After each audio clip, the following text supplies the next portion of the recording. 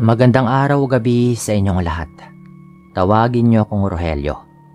Apo po ako ni Lolo Jaime, isang kilalang albularyo sa aming baryo dito sa Hilagang Mindanao noong dekada 80. At yung ibabahagi ko po ngayon ay isang kwento ng aming pamilya. Isang karanasang paulit-ulit na ikwento sa amin ng mga matatanda. At isang gabi na nagpapatunay na may mga bagay na hindi kayang ipaliwanag ng siyensya. Sisimulan ko na nga po yung kwento. Dekada 80 po nang mangyari ito. Nakatira po kami sa baryo na napalilibutan ng mga taniman ng mais, niyog at mga saging. Malayo po kami sa bayan. Halos jeep lang po at kariton yung nagiging sasakyan namin noon. At madalas ay lampara lamang yung ilaw sa gabi. Ang buhay ay simple lang syempre. Ngunit puno naman ng mga paniniwalang nakaugat na sa mga ninuno. Paniniwala sa mga engkanto, lamang lupa, at higit sa lahat, mga aswang. Si Lolo Jaime ay pangunahing albularyo ng aming baryo. Hindi lang po ito basta nanggagamot ng sakit. Siya po yung nilalapitan ng mga tao kapag may kakaibang nangyayari. Halimbawa ay kapag may mga batang bigla na lamang nagkakasakit ng walang dahilan. O kapag may mga hayop na nadadatna na lamang na wala ng mga lamang loob. Minsan naman ay may mga buntis na ginagambala ng mga nilalang. Marunong po siya sa mga halamang gamot.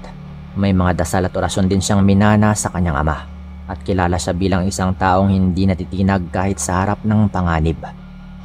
Isang gabi ng buwan ng Mayo noon, tumating nga sa aming bahay yung isang mag-asawa mula sa kabilang sityo. Ang lalaki po noon ay pawis na at parang natatakot rin. Habang yung babae naman ay buntis at tila wala ng lakas dahil parang nanghihina na. Lolo Jaime, sambit pa po ng lalaki na parang natatakot. Parang meron pong aswang na gustong kumuha sa aming anak. Ilang gabi na pong ginagambala yung asawa ko. Baka po matulungan nyo kami bago pa mahuli yung lahat. Agaran ding sambit ng lalaki. Kaya sinuri nga sila ni Lolo Jaime. Pinaupo ni Lolo yung buntis sa may papag na gawa sa kawayan. Sa ilaw ng lampara ay maingat niyang tinignan yung babae noon. Maputla po yung mukha nito. Malalim rin yung mga mata at yung tiyan ay tila pinanghihinaan. Ngunit higit po sa lahat, napansin rin ni Lolo ang kakaibang marka. Maitim na pasa sa may paligid ng kanyang tiyan.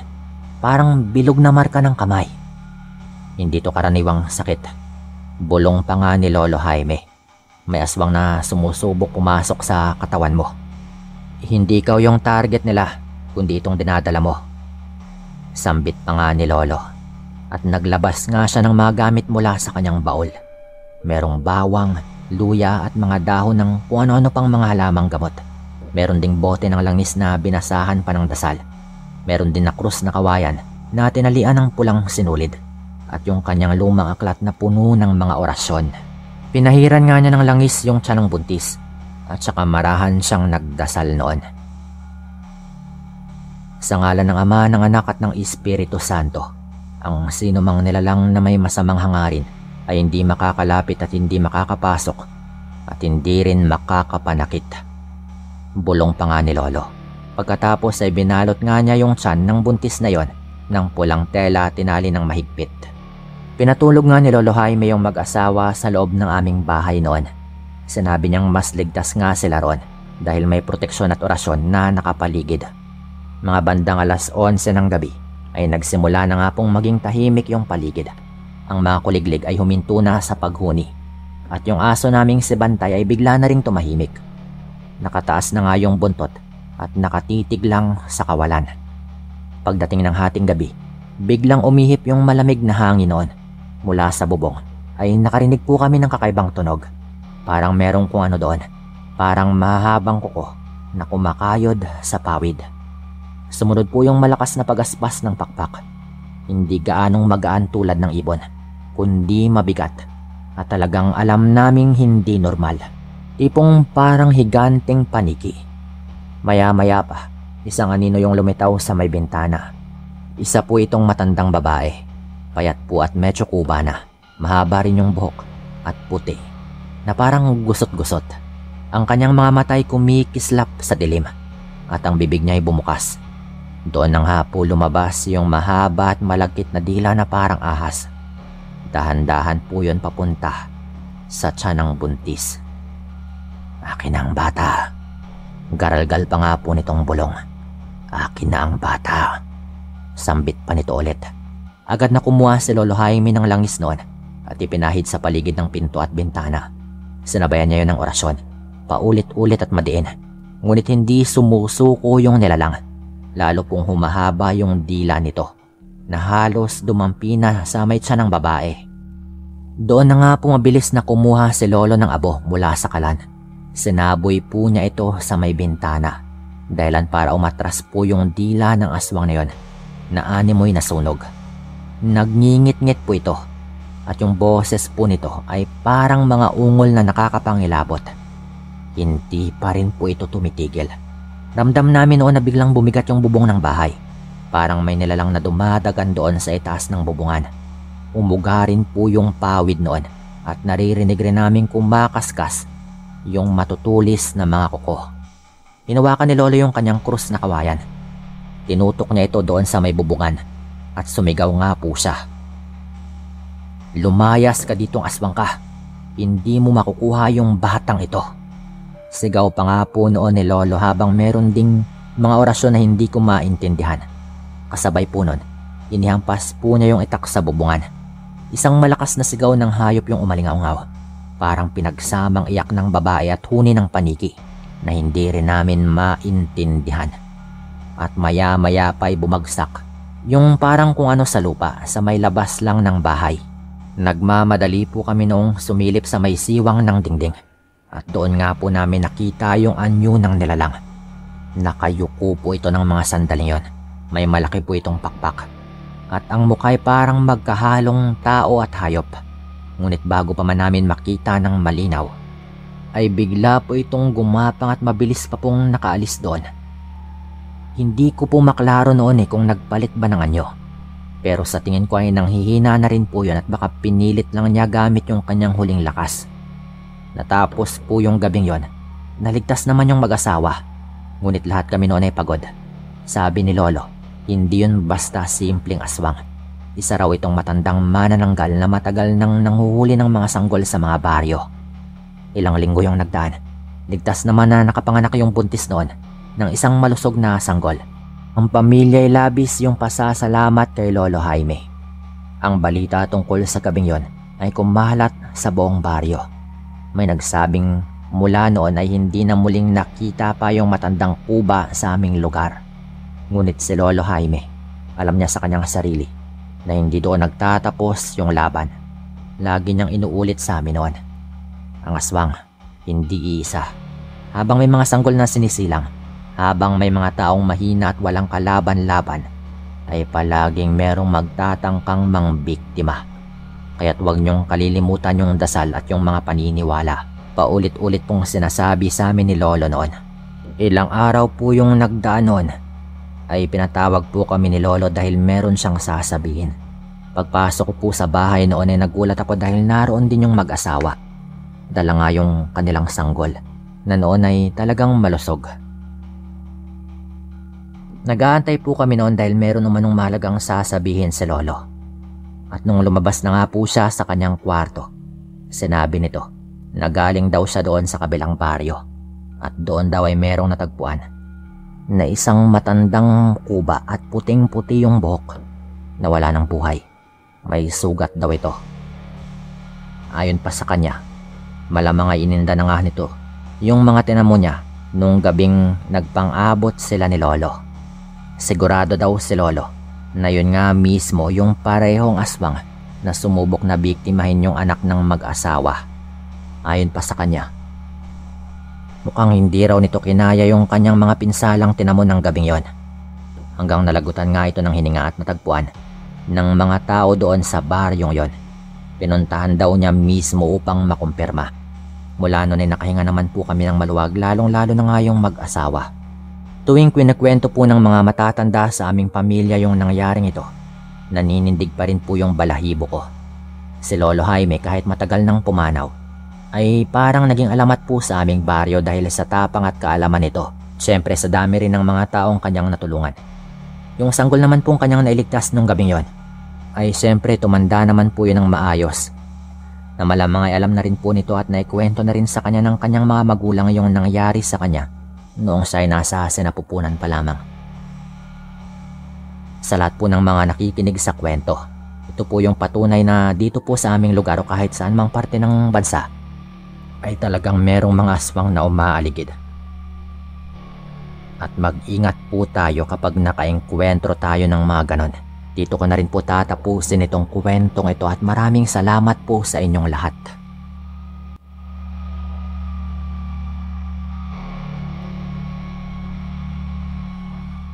Magandang gabi po. Tawagin niyo akong Mika, taga Batangas, at hindi ko po alam kung may makaka-relate ba sa akin. Pero hanggang ngayon, dinadala ko pa rin yung takot mula sa isang karanasang nangyari sa amin ng kapatid kong tawagin naman nating Mina. 2 palapag po yung lumang bahay ng lola namin. Doon kami tumira noong high school dahil malapit sa eskwelahan. Ang kwarto namin ni Mina ay nasa itaas, tapat ng isang malaking antik na salamin na galing pa raw sa Espanya. Malaki po yon, mga kasing taas po ng tao. Nakapwesto po yon sa tapat ng kama. Noong una hindi ko pinapansin, pero unti-unti pong may kakaibang nangyayari. Tuwing madaling araw, nagigising ako dahil sa mga ingay na aking naririnig. Paglingon ko, si Mina ay mahimbing pa rin pong natutulog, pero sa salamin, nakikita ko pong nakaupo sa may gilid ng kama. Nakatitig lang sa akin. Kapag titignan ko mismo yung kama ay naroon naman po ito at nakahiga. Pero sa refleksyon sa salamin, ibang-iba po yung aking nakikita. Sinubukan kong wag pansinin yon, pero habang tumatagal ay lalo pong lumalala. Minsan, habang nag-ayos nga ako sa harap ng salamin, may kamay na biglang dumampi sa balikat ko at napakalamig po nun. Napalingon ako noon kay Mina at nakaupo po siya sa may sahig, nag-ayos ng kanyang bag. Hindi siya humahawak sa akin syempre. Nang bumalik nga yung tingin ko sa may salamin ay may nakatinging mukha ng isang babaeng kamukha ulit ni Mina. Pero mas maputla, mas payat at yung ngiti ay parang nanunukso. Isang gabi nagising po ako noon sa tawanan. Paglingon ko, wala naman si Mina sa kama. Akala ko'y bumaba po siya para uminom ng tubig. Pero sa salamin ay kita ko po ito. Nakatayo na naman sa may tabi ng kama ko. Nakangiti at nakatitig lang ng diretso sa akin. Tumakbo nga ako noon palabas ng kwarto at nadatnan ko naman si Mina doon sa may kusina, umiinom ng tubig. Kinabukasan po noon, ikwinento ko na nga po kay Lola. Nanlaki yung mga mata niya at halos malaglag yung hawak na rosaryo. Hindi dapat nakaharap sa kama yung salamin. Galit pa po niyang wika noon. At lalo na nga sa inyong kambal na kaluluwa, yung nakikita mo ay hindi yung kakambal mo, kundi yung anino niya. Naggusto siyang palitan. Wika pa nga po ni Lola noon. Pinilit na nga po namin noon na alisin yung salamin. Pero napakabigat po nito na parang merong humahadlang na hindi po talaga namin yung nagawang galawin. Kinagabihan po noon ay biglang nilagnat si Mina. Nangangatog po ito at paulit-ulit na sinasabi, "Huwag mo kong kunin. Huwag mo kong kunin." Paulit-ulit ang po nitong wika. Habang binabantayan ko siya, biglang gumalaw yung salamin noon. Para bang may kumakalmot mula sa loob. Doon ko na nga po nakita ulit si Mina. Nakatayo, nakangiti at kumakaway sa akin mula sa kabilang dako. Pero yung tunay na Mina ay nakandusay lang sa kama at nanghihina. Dali-dali kong kinuha noon yung rosaryo ni Lola at agaran kong dinikit doon sa may salamin. Nagbabaka sakali lang ako na baka umepekto yon. At nung ginawa ko nga po yon, ay napasigaw yung nilalang sa loob at isang malakas na ugong yung umalingaw-ngaw sa buong kwarto. Doon na nga po nagbitak yung salamin. Hanggang tuluyan po yung nabasag na hindi ko rin maintindihan kung ano nga bang nangyari. Ang alam ko lang po noon, mula nang mabasag po yung salamin, napansin ko po na bumuti yung pakiramdam ni Mina. Sumigla po ito at unti-unti pong nawala yung panghihina at yung sakit na kanyang nararamdaman. Doon na nga po kami kumonsulta sa espiritista at may sinagawa po itong parang ritual at orasyon. Tapos pinaligpit po niya yung mga basag na salamin, pati po yung mismong frame ng salamin na yon. Tapos ay binalot po niya yon ng itim na tela at siya na umano yung maglilibing upang masigurado na ligtas na nga at wala nang mangyari pang kung ano. Hanggang ngayon po, hindi ko alam kung anino ba talaga yon o baka ibang nilalang.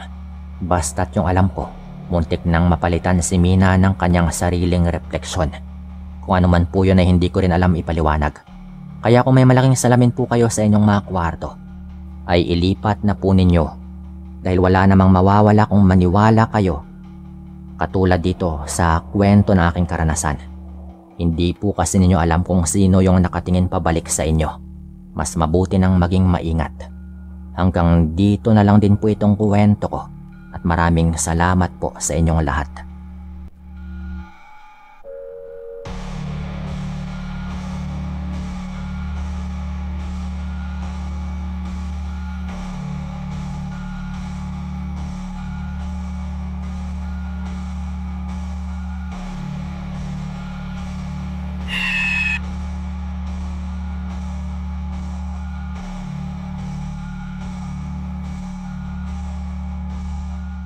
Magandang araw gabi po sa inyong lahat.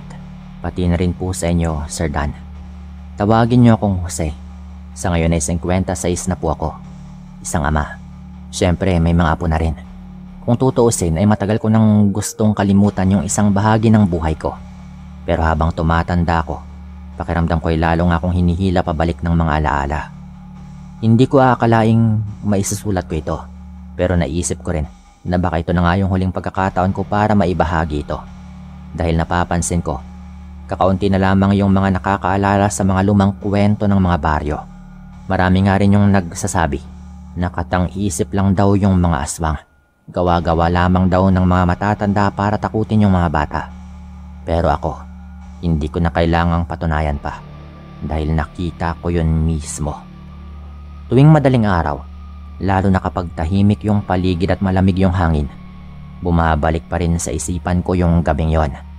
Ang mapulang mata, ang halakhak na parang galing sa impyerno. At syempre, yung apoy na hindi ko naman sinasadyang naging sandata ko nga laban sa kanya. Ang karanasang ito ay naganap noong dekada 80 sa aming baryo sa Mindanao. Isang baryo na noon ay malayo pa sa kaunlaran. Walang kuryente, walang sementadong mga kalsada. Gasera lamang yung gamit namin noon sa gabi. Gumagamit rin kami ng kalabaw sa bukid. At yung mga bahay ay yari pa sa kahoy at pawid. Sa ganoong lugar, ang dilim ng gabi parang may sariling buhay. Tila ba nilalamon ka kung maglalakad ka ng mag-isa. At doon nga sa gitna ng katahimikan, nakasalubong ko yung isa sa pinakanakakatakot na nilalang na hinding-hindi ko malilimutan habang ako'y nabubuhay sa mundong ito. Bata pa man po ako noon, mga 18 pa lamang. Sa edad po na yun ay puno rin ako ng tapang at pakiramdam ko'y kaya ko yung lahat. Madalas ako noong gabihin sa panghuhuli ng isda kasama yung pinsan kong tawagin nating Ramon. Mahilig kaming magtampisaw sa ilog noon at kung minsan ay nauuwi pa nga sa inuman kasama yung mga kaibigan sa may tabing bukid. Pero madalas ako noong pagalitan ng tatay ko. Jose, kapag nararamdaman mong lumalamig na yung hangin at biglang tumahimik yung mga kuliglig, umuwi ka na. May gumagala sa baryo nitong mga nakaraan. Isang lalaking aswang umano. Mabagsik daw at hindi raw namimili kung hayop ba o tao yung kanyang bibiktimahin. Wika pa nga ng tatay ko noon. Bata pa ako noon ay likas na matigas yung ulo ko. Sa isip ko pa, baka kwento lang yun para pigilan akong magpuyat o maglakwatsa. Pero ramdam ko rin po minsan noon yung takot ng matatanda. Lalo na kapag may mga alagang hayop na bigla na lamang nawawala. O may mga batang nagkakasakit ng wala namang dahilan at parang hindi na gumagaling. Palagi nilang sinasabi noon na inaswang. Minsan ay naririnig ko rin yung mga usapan ng mga matatanda sa tindahan ni Aling Petra. Ang sabi nila, may lalaking aswang umano na gumagala tuwing gabi. May nakakita raw na tumatalon mula sa bubong patungo doon sa may puno. Mabilis daw yun kung kumilos na talagang parang hayop. At kapag naglalakad ka raw sa dilim, ay mararamdaman mo rin na parang merong nakatingin. Pero bilang kabataan, hindi ko yun gaanong pinansin. Hanggang dumating nga yung isang gabing nagbago ng lahat. Isang gabi nga noon, galing kami ni Ramon doon sa may ilog. May dala kami noong mga tilapia at hito sa sako. Nahuli po namin yon gamit yung lambat. Nagpaiwan ito sa bahay ng kasintahan niya para magpahinga. Kaya't umuwi nga muna ako noon ng mag-isa. Mga alas 9 pa lamang po yun ng gabi. Siyempre, napakadilim na yung daan. Tanging maliit lang nagkasera yung gabay ko noon sa aking dinadaanan. Ang daan ko pa uwi ay makipot. Maraming mga kawayan at matatangkad na mga puno ng mangga at niyog sa gilid. Ang lupa ay basa siyempre dahil medyo malambot. Dahil sa umulan nga nung araw na yon. Napakatahimik rin ang paligid. Na sa totoo lang ay parang mas tahimik sa normal kapag naglalakad akong mag-isa doon ng ibang mga araw. Dati kasi maririnig ko pa yung mga kuliglig, pati yung mga palaka, at mga kung ano-anong ibon sa gabi. Pero nang gabing ito ay wala. Ang naririnig ko lamang ay mga yapak ko sa putik at yung hingal ko sa pagbitbit ng mabigat na sako. Hanggang sa bigla nga po kung merong narinig. Animoy mga yapak na hindi galing sa akin. Mabigat, mabagal, at kasabay po nun, isang mahinang bulong sa hangin na talaga namang pinanindigan ako ng balahibo. Jose. Ganoon po yung narinig ko noon. At grabe yung paninindig ng mga balahibo ko lalong-lalo na sa batok. Napalingon ako noon at sa ilaw ng gasera ay meron akong nakita. Isang lalaki po yun. Matangkad. Animoy payat pero matikas naman po yung tindig. Ang balat po niya ay parang napakaitim. Parang kulay abo. At ang buhok po niya ay magulo. At ang mga mata niya ay pula at kumikislap na parang apoy. Ang mga kuko ay mahahaba at matutulis na talaga namang parang kuko ng hayop. Ngumiti pa nga po ito. Isang ngising parang gutom na gutom. Magandang gabi, iho. Sabi pa nga po nito. Gabing-gabi na. Saan ka pupunta? Muli pa po nitong tanong. Hindi ako nakapagsalita at natigilan lang. Parang nakabaon yung mga paa ko noon sa lupa sa pakiramdam ko. Lumapit po ito. Mabigat yung kanyang bawat takbang. Naamoy ko yung dugo mo, Jose. Sariwa. Masarap. Wika pa nga po nito habang nakangiti. Doon na nga ako napaatras. Nanginginig yung tuhod ko noon pero pinilit kong wag bumigay. Nung bigla nga po siyang tumalon na parang mabilis na hayop na gutom. Sa sobrang takot ko noon ay kumaripas na ako ng takbo. Naiwan nga yung sako na merong lamang mga isda. At gasera lamang yung hawak ko noon. Ang daan po doon ay lubak-lubak. Puno rin ng mga ugat ng mga puno at mga damo. Nadapa ko noon pero agaran din akong bumangon. Sa likuran ko, naririnig ko yung malalakas na yapak at pati halakhak na parang galing sa kailaliman ng lupa. Hindi ka makakatakas, Jose! Sigaw pa nga po nito. Lumingon ako sandali noon at nakita ko siyang nasa itaas ng puno. Mabilis na gumagalaw, parang paniki. Ang mga mata niya ay nakatutok lang sa akin noon. Sa dulo ng daan ay nakita ko yung maliit na kapilya ng baryo. Gawa lang po ito sa kahoy at pawid. May simpleng krus sa harapan. Dali-dali akong tumakbo doon. Pero bago pa man ako makapasok, bumagsak po siya mula sa itaas ng puno at hinarangan ako. Akin ka. Sabi pa nga po nito habang nakangisi. Umatake po ito at sa pagkataranta ko ay nadulas nga ako at nabitawan ko yung gasera. Tumapon po yon sa lupa at tumapon rin yung gas sa kanyang paa. Agad siyang sumigaw noon dahil nagliyab po yung kanyang paa. Isang malakas na hiyaw na parang hayop na nasusunog. Umalingaw-ngaw nga po agad yung amoy ng kanyang nasusunog na balat na parang kahinaan po niya yon.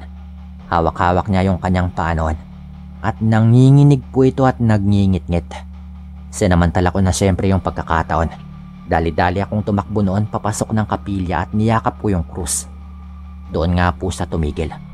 Nagdarasal po ako noon ng malakas at nakatanaw lang po siya mula sa labas na galit. Ngunit hindi po ito nakalapit. Nagdarasal ako noon ng ama namin na halos pasigaw na. Iniinda pa rin po niya yung kanyang nasunog na balat sa kanyang paa. Babalikan kita at sa susunod hindi ka na makakatakas. Sigaw pa nga po niya noon bago tuluyang naglaho sa dilim.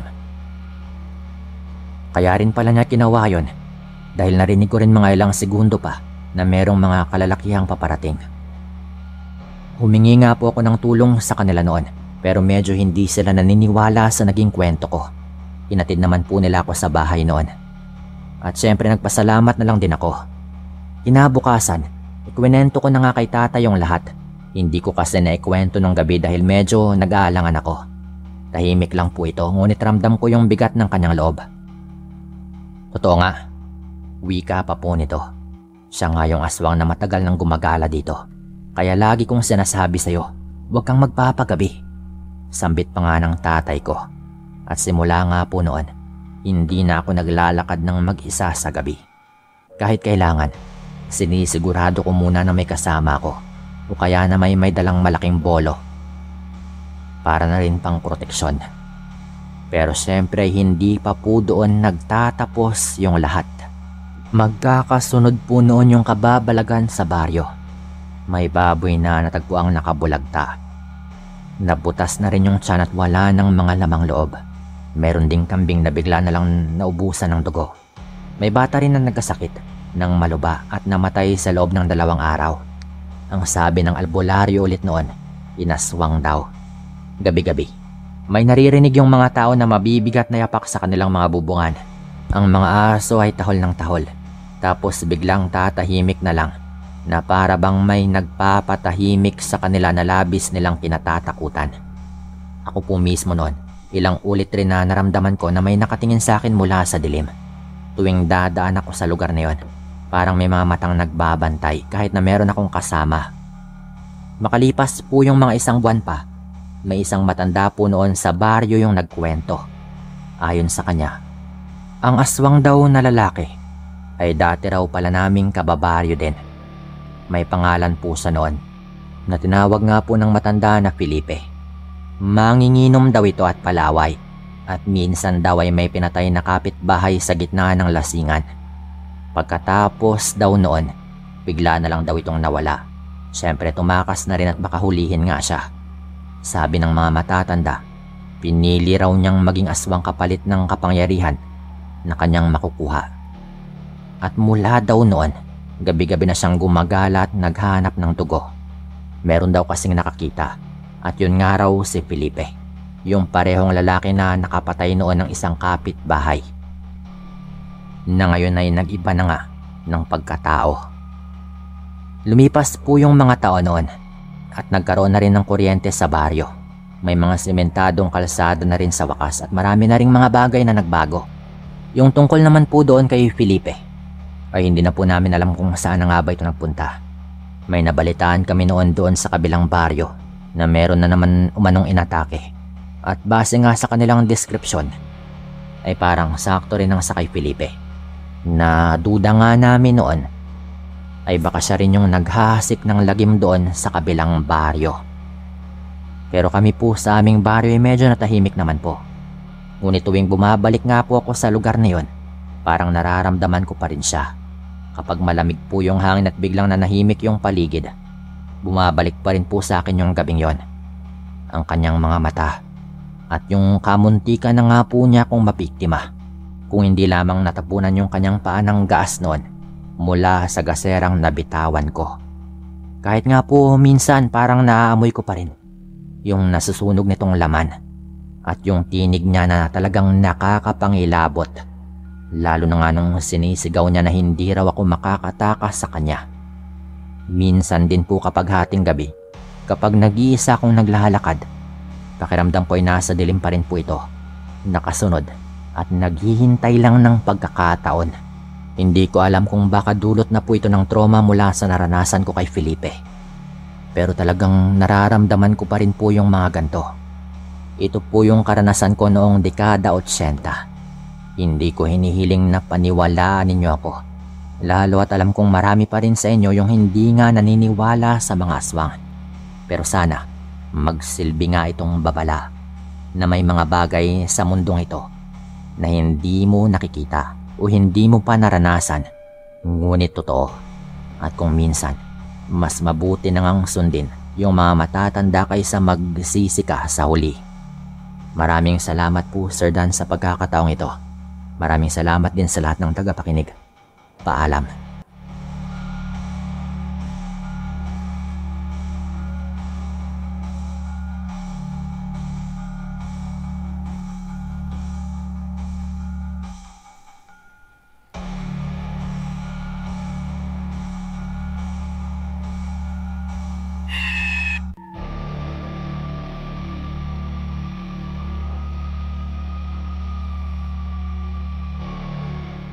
Magandang araw o gabi sa inyong lahat. Tawagin naman po ninyo akong Dindo. At ngayon ako ay nasa edad na 49. Marami na akong pinagdaanan sa buhay. Mga tagumpay, pagkatalo at mga alaala ng kabataan na hindi ko akalaing babalikan ko pa. May asawa na po ako ngayon. Meron ding 3 anak at maayos naman yung kabuhayan. Ngunit sa kabila ng lahat ng ito, may isang karanasan ako na hindi ko kailanman nabura sa aking alaala. Isang gabi po yun ng takot, hiwaga at kababalaghan. Isang gabing hanggang ngayon ay patuloy na bumabalik sa aking panaginip. Minsan, bigla na lamang akong magigising sa kalagitnaan ng gabi. Pawis na pawis at nanlalamig yung buong katawan. Hindi dahil sa sakit, kundi dahil sa isang tinig na patuloy kong naririnig sa likod ng aking alaala. Mahigit 3 dekada na rin yung nakaraan nang mangyari ito. High school student pa lamang ako noon. Isang batang inosente, masayahin at walang alam sa bigat ng buhay. Para sa akin noon, ang mundo ay payak lamang. Pumasok sa eskwela, tumulong sa bukid, at magbenta ng gulay tuwing Sabado. Pero sa isang karaniwang araw na yon, sa isla ng Siquijor, natutunan ko nga na hindi lahat ng kwento ng matatanda ay katang-isip lamang. Lumaki ako sa isang maliit na baryo na tila bahiwalay sa mabilis na takbo ng mundo. Sa umaga, maririnig mo pa yung mga tilaok ng mga manok, huni ng mga ibon at kalansing ng mga tabot timba sa poso. Sa hapon naman ay may mga batang naglalaro sa kalsada, tumbang preso, habulan, piko, at kung ano-ano pa. Habang yung mga matatanda na may nagkukwentuhan sa tindahan. Ngunit pagsapit ng dilim ay nag-iiba yung lahat. Parang may takot na bumabalot sa buong baryo. Maaga yung lahat kong matulog. Sinasara yung mga bintana. Sinasabitan rin ng mga bawang sa pintuan. At sinisindihan yung kani-kanilang mga lampara. Ang sabi ng mga matatanda, hindi raw ligtas yung gabi. Nariyan daw yung mga aswang, mambabarang, at kung ano-ano pang nilalang ng dilim na hindi kayang ipaliwanag ng lohika. Bilang bata, pakiramdam ko noon ay puro kwento lamang yon para takutin kami. Ngunit kahit na ganoon, hindi ko rin maikakaila na may kakaibang bigat sa hangin tuwing hating gabi. Parang may mga matang nakamasid mula sa dilim. Kami mahirap lamang po. Ang tatay ko ay magsasaka na nagtatanim ng mais at gulay sa maliit naming bukirin. Habang yung nanay ko naman po ay naglalako ng mga gulay sa palengke tuwing Sabado. Ako nga yung panganay kaya't malaking bahagi ng responsibilidad ay nasa akin. Madalas noon, pagkatapos ng klase, ay bitbit ko na rin agad yung bayong ng gulay para ibenta. Hindi madali yung ganong buhay.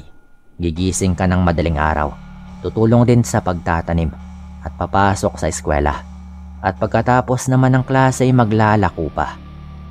Ngunit kahit na mahirap, dala ko naman yung kasiyahang nakakatulong ako sa pamilya ko. Sa bawat baryang kinikita namin noon ay naroon yung pangarap na makapagtatapos rin ako ng pag-aaral. Hanggang dumating nga yung Sabadong bumago ng mga paniniwala ko. Nang araw po na yon ay tila karaniwan lamang. Maliwanag naman at tila mas masiglang ako kaysa sa dati. Nakasalampak ako noon sa bangketa habang isa-isang inaayos yung mga paninda. Talong, ampalaya, sitaw, kamatis at mga kangkong. Maayos naman yung takbo ng pagtitinda. Marami akong suki at mabilis na naubos yung aking paninda. Habang naglalako ako, ramdam ko yung init ng araw na tumatama sa aking batok noon at yung pawis na dumadaloy sa aking noo. Ngunit kahit nakakapagod, masarap sa pakiramdam na may mga ngiting bumabalik sa akin tuwing nakikita ng mga tao yung sariwang gulay na aking dala. Ang iba'y nagbibigay pa nga ng dagdag na bayad, tipong para daw sa pagod ko, kaya't mas lalo nga akong ginaganahang magbenta. Mga bandang 5:00 ng hapon noon, ay may natitira pa akong ilang bugkos ng gulay. Talagang naglalako pa po kasi ako pagkatapos maubos ng mga nilatag kong paninda doon sa aking pwesto. May oras po kasi akong sinusunod na kapag naubos na rin po yun ay maglalako na rin ako. Lalo at meron din akong ibang mga suki na kailangan talagang ako mismo yung maglako. Okay naman po yung takbo ng lahat noon. Ngunit nang ako ay naglalakad na sa isang kalye na hindi ko kadalasang dinaraanan, ay merong lumapit sa akin na isang matandang babae. Hindi ko siya agad napansin dahil nakatingin nga ako sa may kalsada. Ngunit nang magsalita na nga po ito, ay para bang biglang lumamig yung paligid. "Magkano ito, iha?" "Ay, iho pala," sabi pa nga po nito, sabay turo sa isang bugkos ng kangkong. Napalingon naman ako. Payat yung matanda, mahaba yung buhok, na tila ilang linggo nang hindi nasusuklay. At nakasuot po ito ng kupas na saya na parang galing pa sa ibang panahon. Ang kanyang mga mata ay malalim at may kakaibang ningning na hindi ko rin maipaliwanag at medyo malikot rin po ito kung makatingin. Kinuha nga niya yung kangkong at inabot niya yung bayad. Ngunit nang inabot ko nga yung sukli, naramdaman ko yung kanyang palad. Medyo malamig, matigas rin at parang bato na walang buhay. Nanindig yung balahibo ko noon at lalo pa akong kinilabutan nang bigla niyang sambitin yung pangalan ko. "Mag-iingat ka sa daan mo pa uwi, Dindo." Sambit pa nga po nito. Parang may dumaloy na yelo sa aking dugo noon dahil talagang nanlamig ako. Hindi ko siya kilala at imposibleng kilala niya ako dahil nasa kabilang baryo ako ngayon. Pero pinilit kong hindi na yun pansinin at ang nais ko lamang ay matapos yung pagtitinda at makauwi. Natapos ko nga yung pagtitinda mga bandang 7:00 ng gabi. Madilim na noon, ang daan pa uwi makitid, napapalibutan ng matandang puno ng akasya at mangga, at tanging gasera lamang yung aking gabay. Tahimik yung paligid, tanging huni ng kuliglig at tampas ng hangin yung maririnig. Ngunit habang naglalakad ako, ay nakarinig nga ako ng mga yapak mula sa aking likuran. Parang mabigat po yun at mabagal, pero dinig na dinig ko. Medyo binilisan ko na nga po yung paglalakad ko noon, ngunit nang lingunin ko ay may aninong sumusunod. "Magandang gabi, Dindo." Wika ng pamilyar na boses. Mula sa liwanag ng gasera ay tumambad yung matandang babae. Ngunit iba na po ito ngayon. Namumula na yung kanyang mga mata na parang nagbabagang uling. Unti-unting lumapad yung kanyang ngiti. Tumubo rin yung mahaba nitong mga pangil. At yung kanyang mga kuko ay humaba. Matalim na matalim. "Nabusog ako sa gulay mo kanina, pero tingin ko mas masarap ka." Sambit pa nga po ng matanda. Nanlambot yung tuhod ko noon. Nanginginig yung aking buong katawan. Doon na nga ako mabilis na tumakbo. Hawak yung gasera na halos mabitawan ko na, ay ramdam ko yung bigat ng hangin noon. At bawat yapak ko ay tila ba kumakalabog sa lupa. Ngunit rinig na rinig ko rin yung kanyang mga yapak. Mabigat yun at mabilis. At parang sinasadya nang iparinig sa akin upang lalo nga akong matakot. Lumingon ako noon at nakita kong lumalaki yung kanyang mga pakpak. Nakita kong meron siyang pakpak. Itim, makapal, at kumikislap sa liwanag ng buwan. Hindi nga siya ordinaryo.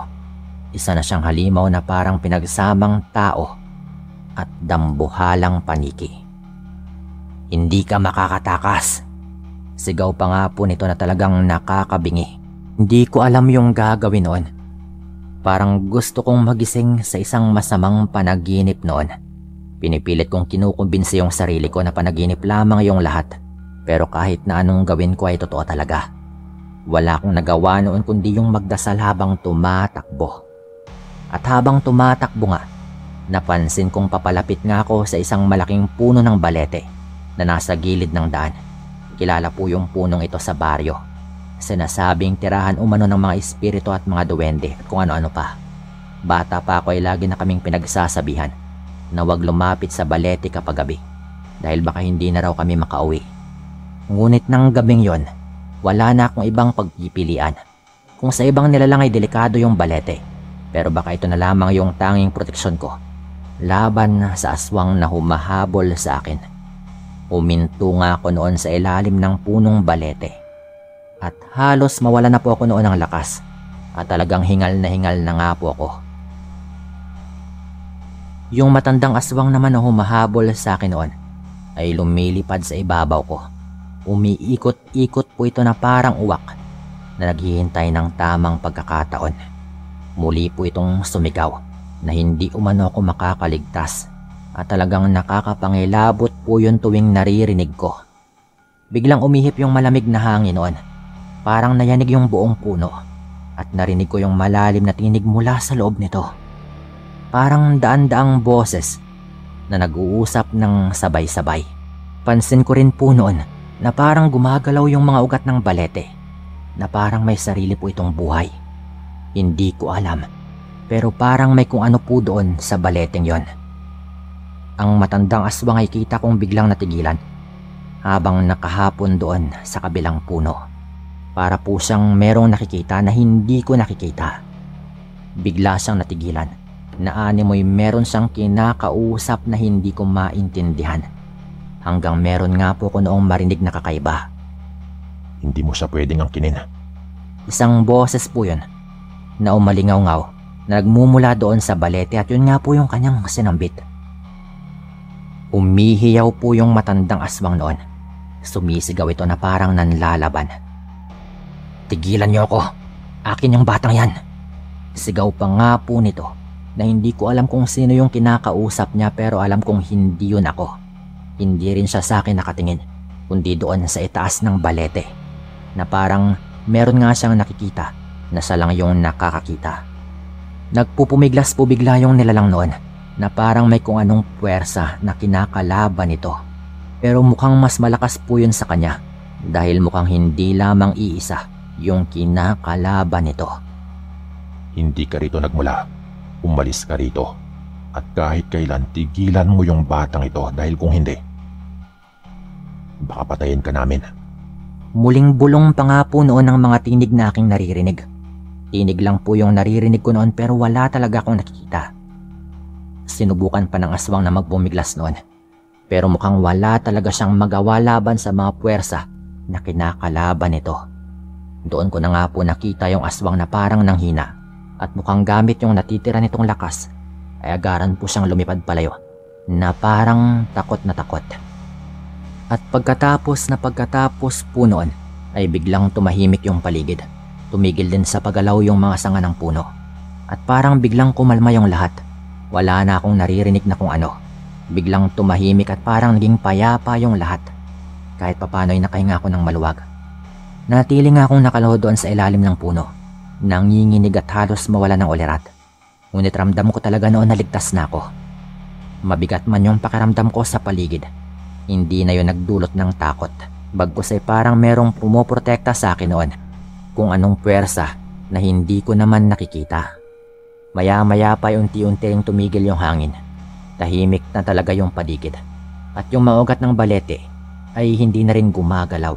Mistulang walang nangyari. Yun bang parang wala talagang nangyari sa akin. Animoy panaginip lang yung lahat.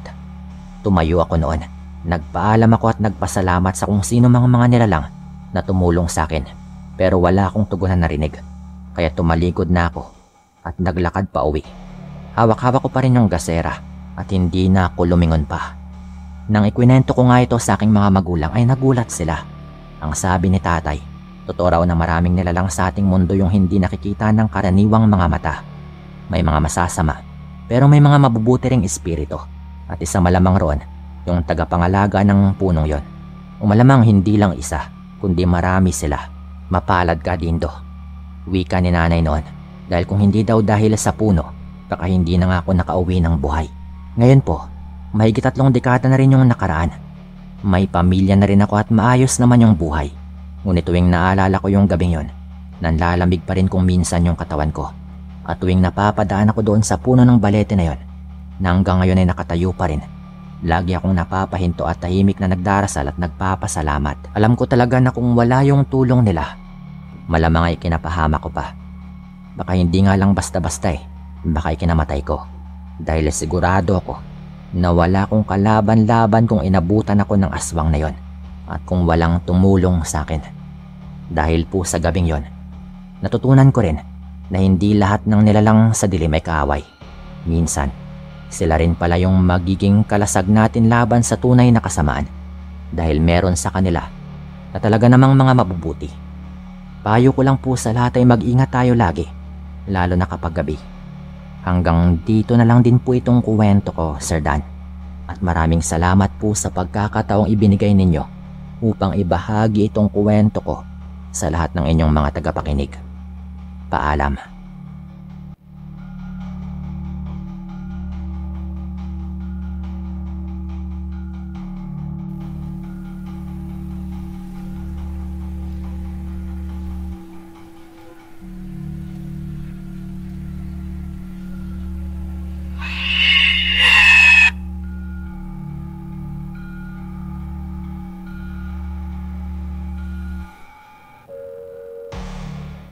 Tawagin na lang ninyo ako sa pangalang Sebastian, taga-Aklan. At magbabahagi ako sa inyo ngayon ng kwento ko. Karanasan ko po mismo ito na nangyari pa noong nasa edad pa lang akong 11 taong gulang. May kalayuan yung eskwela ang pinapasukan ko noon mula sa aming bahay.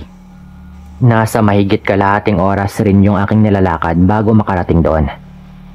May 3 kasamahan ako noon na mula sa aming baryo na nakakasabay ko tuwing patungo nga ako sa eskwelahan. Pero tuwing uwian sa hapon ay mag-isa lang ako dahil nauunang umuwi yung mga ito. May mga pagkakataon din namang inaabot ako ng gabi sa aking daan. Pero wala pa naman akong nararanasang kahit na anong kababalaghan.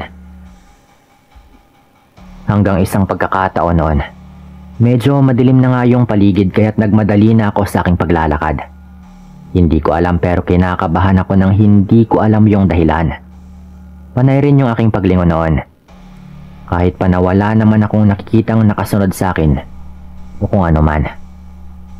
Nung nasa kalagitnaan na nga ako ng daan noon, may nakasalubong akong isang matandang lalaki. Napatingin ako sa kanya at pinagmasdan yung kanyang kabuuan. Napansin kong medyo marumi yung kanyang damit at may ilang bahagi na animoy napunit. Nakayuko ito habang naglalakad. Kaya't malaya ko nga siyang natitigan at naobserbahan. Walang sapin sa payong naturang matanda at meron din itong daladalang sako. Bahagi akong nakaramdam ng takot noon nung biglang napatingin sa akin yung matandang ito. Napangiti naman siya pero naging dahilan yun para kabahan ako. Iniisip ko na may binabalak nga itong gawin. Kaya't nagdali-dali na ako sa aking paglalakad upang makalayo rito. Nung medyo nakalayo na nga ako sa matandang lalaki, napalingon ako sa kanya at nakita ko naman itong patuloy lang sa kanyang paglalakad. Nakahinga ako ng maluwag noon at nagpatuloy na lang din sa aking paglalakad hanggang sa nakauwi naman ako sa aming bahay. At nagpatuloy na lang din sa aking paglalakad hanggang nakauwi naman ako sa bahay nang walang kung anong nangyari. Nang mga sumunod na araw noon, tuwing umuwi ako ng hapon, malimit kong nakakasalubong yung matandang lalaking yon. Wala naman itong ginagawang masama, kaya't kahit papano ay wala rin akong pangamba na baka merong hindi magandang mangyari sa akin. Sadyang nagtataka lang ako noon dahil palagi nga itong merong dalang sako at wala rin itong suot na tsinelas kahit na medyo mabato nga yung daan. Minsan nga ay naisip ko rin kausapin ito, ngunit hindi ko lang ginagawa. Inoobserbahan ko na lang siya kapag nakalayo na ito at parang wala naman akong napansing kakaiba. Dahil doon, inisip ko na lang na may pinupuntahan lang siya ng ganong oras o kaya ay nasa kabilang baryo yung kanyang bahay kaya't pauwi rin ito doon. Pero isang gabi, saktong paglabas ko ng bahay, meron akong natanaw na taong naglalakad sa hindi kalayuan. Sinipat ko yun ng mabuti at dahil maliwanag yung buwan ng mga oras na yon, kahit papano ay nakikita ko naman kung sino nga ba yon. Nangunot yung aking noo nang mapagtantong yung matandang lalaki pala yon na malimit kong nakakasalubong. Napansin ko nga na parang hirap na hirap ito habang naglalakad. Gayong tila karga nga nito yung sakong merong laman sa kanyang likuran. Naisipan kong tulungan sana ito pero napako nga ako sa aking kinatatayuan nang may mapansin akong kung anong mabilis na nilalang na nakasunod sa kanya. Hindi ko ganong masipat yon dahil tila nagtatago rin yon sa karimlan. Bahagya akong kinilabutan noon, kaya't dali-dali nga akong pumasok ng bahay. Nagulat pa nga yung aking ama dahil nagmamadali nga raw ako sa pagpasok. Napatanong pa ito sa akin noon kung ano nga bang nangyari pero napailing lang din ako. Inutusan na lamang niya akong isara yung pintuan ng bahay na kaagad ko namang ginawa. At bago pumasok ng kwarto, napasili pa ako sa may bintana upang tignan kung naroon pa ba yung matandang lalaki. Pero ganoon na lang din yung gulat ko nang makitang wala na po ito. At hindi ko na ito matanaw kahit saan pa ako tumingin. May naulinigan na lamang akong sipol noon. Pero hindi rin yun nagtagal. Napaisip pa ako noon kung bakit ganoon nga kabilis itong nawala. Pero nung wala naman akong maisip na matibay na dahilan, ay binaliwala ko na lang din yon.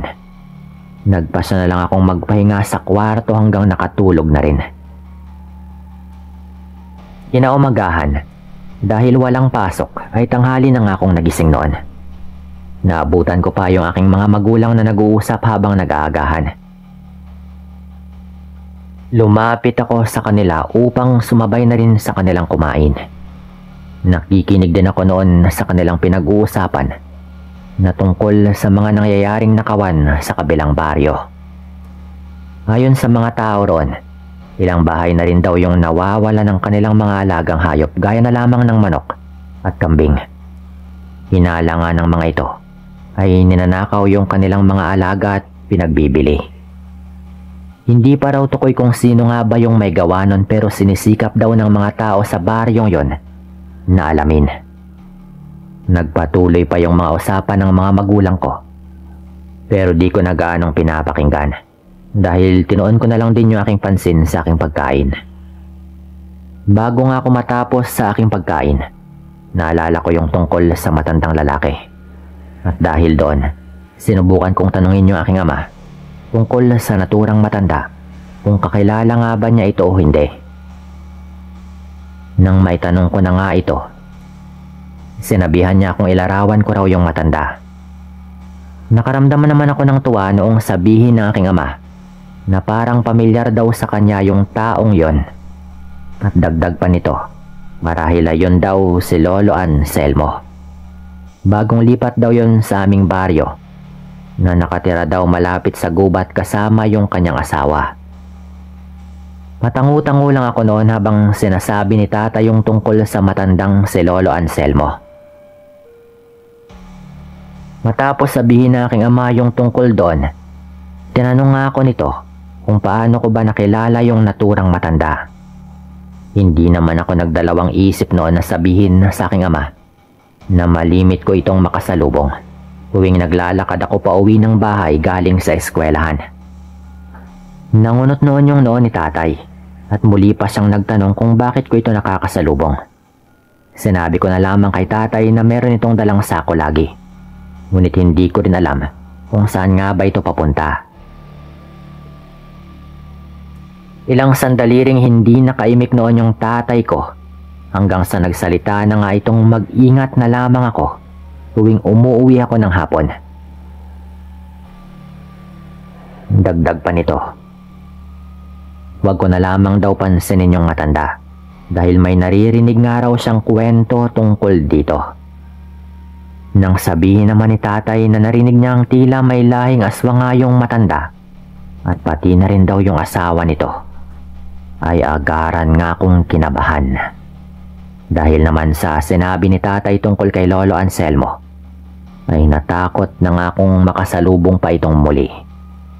Mabuti na nga lang noon at halos ilang araw ding maaga akong nakakauwi tuwing hapon, kaya't hindi ko siya gaanong nakakasalubong. Pero isang pagkakataon noon, hindi ko nga akalain na kahit hindi ko nga nakakasalubong si Lolo Anselmo, ay iba naman yung makakasalubong ko ng mga panahong yon. Naglalakad na ako pa uwi noon at may kadiliman na rin yung paligid. Nagmamadali na ako noon sa aking paglalakad dahil iba rin yung aking nararamdaman. Naninindig yung aking mga balahibo. Kahit wala namang dahilan para matakot o kabahan, pero hindi ko talaga naiiwasan. Habang naglalakad nga, ay panay yung pagpalingalinga ko sa paligid. Nakakahinga lamang ako ng maluwag sa tuwing nakikita kong wala namang nakasunod sa aking likuran. Nagpatuloy na lamang ako noon sa aking paglalakad hanggang sa hindi ko nga inaasahan na mapatigil ako dahil sa aking nakikita. Medyo malapit na rin sana ako noon sa bahay nang makita ko kung ano nga ba yung aking makakasalubong sa aking daan. Hindi yun yung matandang lalaki kung hindi isang nilalang na alam kong hindi pangkaraniwan. Marami na rin akong nakitang aso, kaya't alam kong hindi normal yung asong nakikita ko ng mga sandaling yon. Mas nakumpirma ko ngayon nung ilang di pa na lang yung naging layo nito sa akin. At bigla itong huminto. Binalot kaagad ng matinding takot noon yung aking sistema. Dahil sa malaki at kulay itim, yung asong nasa aking harapan. Nakatingin ito sa akin habang nakangisi na animoy sinasadya pa nito. Naipakita sa akin yung kanyang matulis na mga pangil. Halos hindi na rin ako makagalaw ng mga sandaling yon. Hindi ko na rin mapigilan yung maihi sa aking salawal dahil sa matinding takot na aking nararamdaman. Gusto kong umiyak ng mga oras na yon pero pinipigilan ko lang yung sarili ko. Nanalangin ako noon na sana hindi mapahamak sa nilalang na yon dahil nais ko pang makita yung aking mga magulang. Ganon nga yung nangyayari. Nang biglang umangil ng malakas yung malaking asong ito, nagawa ko pang umatras noon. Ngunit hindi ko na nga magawang makatakbo dahil na rin nanginginig yung aking tuhod. Muling umangil yung malaking aso kaya't napasigaw na nga rin ako upang ilabas yung matinding takot na dulot nun sa akin. Hinintay ko na lang din na lumapit sa akin yung malaking aso gayong hindi ko na rin napigilan ang mapaupo dahil sa labis na pangangatog. Napapaiyak na ako noon at paulit-ulit na napapadasal na sana'y makauwi ako ng ligtas. Hindi ko inalis ang malaking aso yung aking tingin. At nang humakbang ito upang lumapit, ganoon na lang yung aking pagmamakaawa rito na wag niya akong patayin. Hindi ko man alam noon kung makikinig ba ito. Ngunit wala na nga akong nagawa lalo na nga ang magkakasunod itong humakbang papalapit sa akin.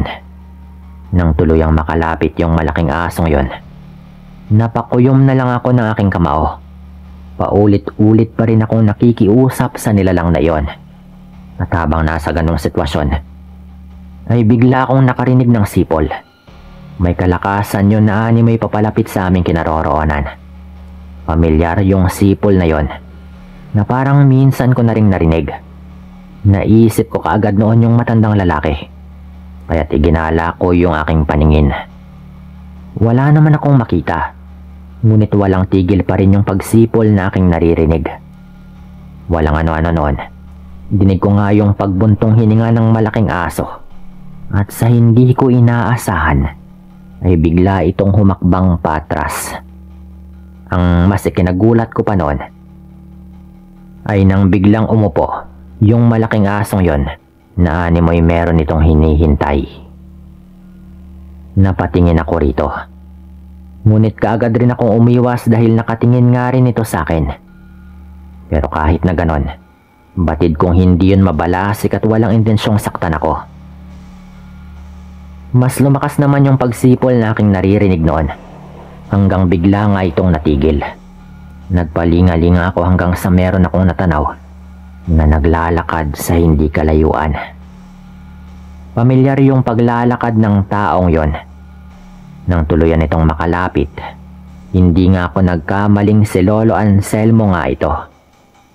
Hindi ito nakatingin sa akin noon kung hindi sa malaking aso na nasa kanyang harapan.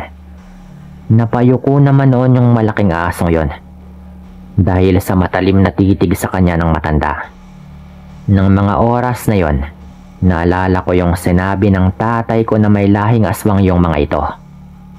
Kaya't ganun pa rin yung takot na aking nararamdaman dahil baka patayin nga nito ako at kung anong gawin nito sa akin. Pero nawala yung lahat ng takot at pangamba ko noong magwika si Lolo Anselmo. Pinagsabihan pa nito yung malaking asong yon na pumunta na sa kanyang likuran. Agad naman nung ginawa. Humingi rin ng pasensya yung matanda dahil sa pananakot daw na ginawa ng kanyang aso na siya palang asawa nito. Parang binuhusan ako noon ng malamig na tubig dahil sa aking narinig. Asawa niya raw yung malaking asong yon na siyang labis kong ipinagtaka. Nanlaki yung aking mga mata noon at nakinig na lang sa kanyang mga sinabi. Nakiusap pa itong si Lolo Anselmo na wag ko raw sabihin sa ibang mga tao yung tungkol sa nangyari ng gabing yon. Labis yung paghingi nito ng tawad sa ginawa ng kanyang asawa. Dagdag pa nito, aswang araw silang mag-asawa ngunit hindi raw sila yung tipong kumakain ng karne at lamang loob ng tao. Talagang tahasan po niyang inamin yun sa aking harapan, na naging dahilan para lalo akong kabahan. Matagal na rin daw nilang tinalikuran yung pagiging aswang. Pero paminsan-minsan daw ay hindi pa rin maiwasan ng kanyang asawa yung sumpa ng kanilang pagkatao. Yun nga yung nangyaring pag-atake nito sa akin.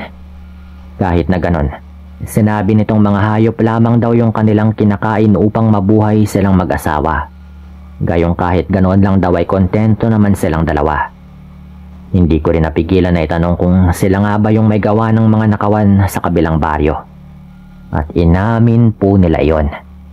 Ang sakong araw na madalas nitong dala, ang siyang pinaglalagyan nga nila ng mga nakukuha nilang hayop na ginagawa nilang pagkain. Pero gayon pa man, tila nawala naman yung takot ko sa kanilang dalawa. Nagsuwestyon pa nga itong ihahatid na lamang nila ako pauwi. At hindi naman po ako noon tumanggi. Nakarating naman ako noon ng ligtas sa aming bahay dahil sa kanilang paghatid. Nangako na lamang ako noon na wala akong pagsasabihan na kahit sino tungkol sa kanilang dalawa. Hanggang lumaon ay napag-alaman ko na lamang na hindi na pala sila nakatira doon sa kanilang bahay na malapit sa gubat. At nilisan na nga nila yung aming lugar. Gayunpaman, hindi ko pa rin malilimutan yung mga naranasan ko patungkol sa kanilang mag-asawa na pareho palang mga aswang. Dito ko na rin tatapusin ito at maraming salamat sa inyong lahat.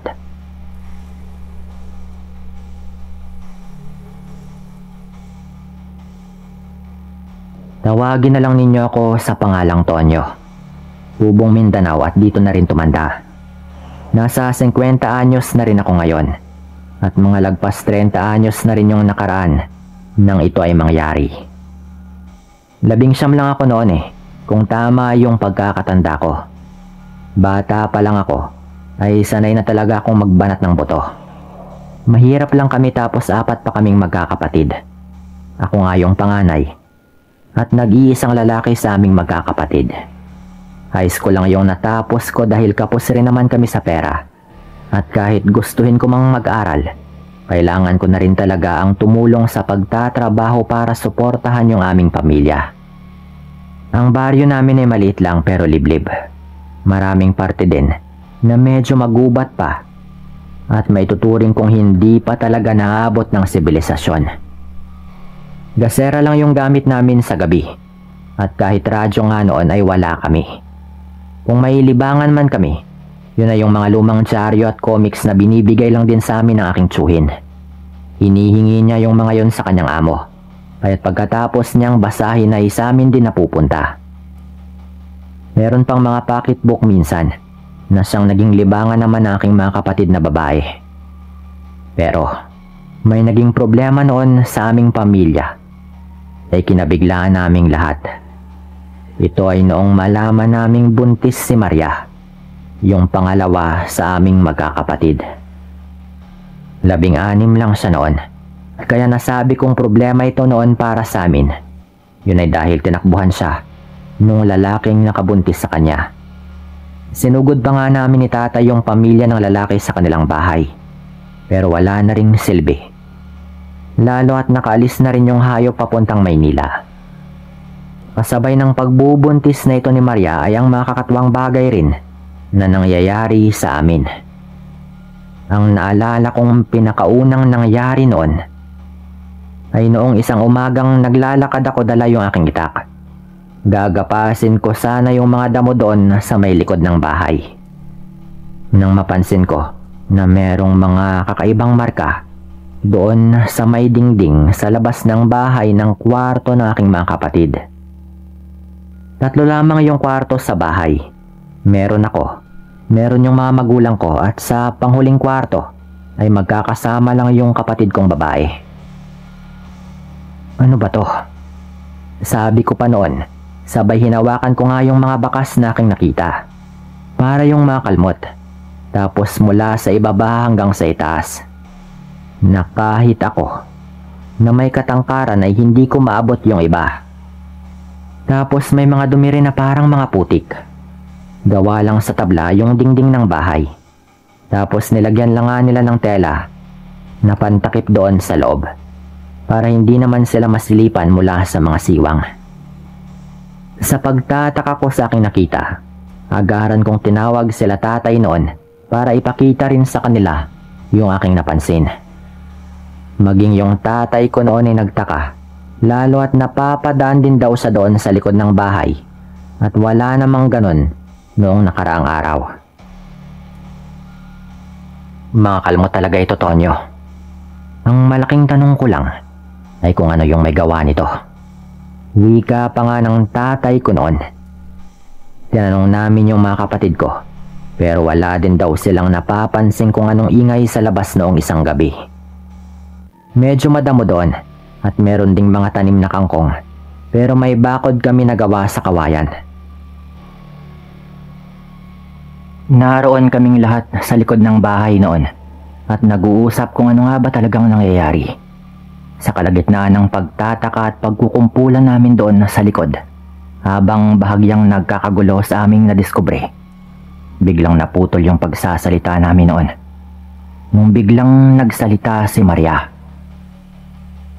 "Huwag muna kayong lumingon agad pero may matandang lalaki sa likod natin, sa may kakahuyan.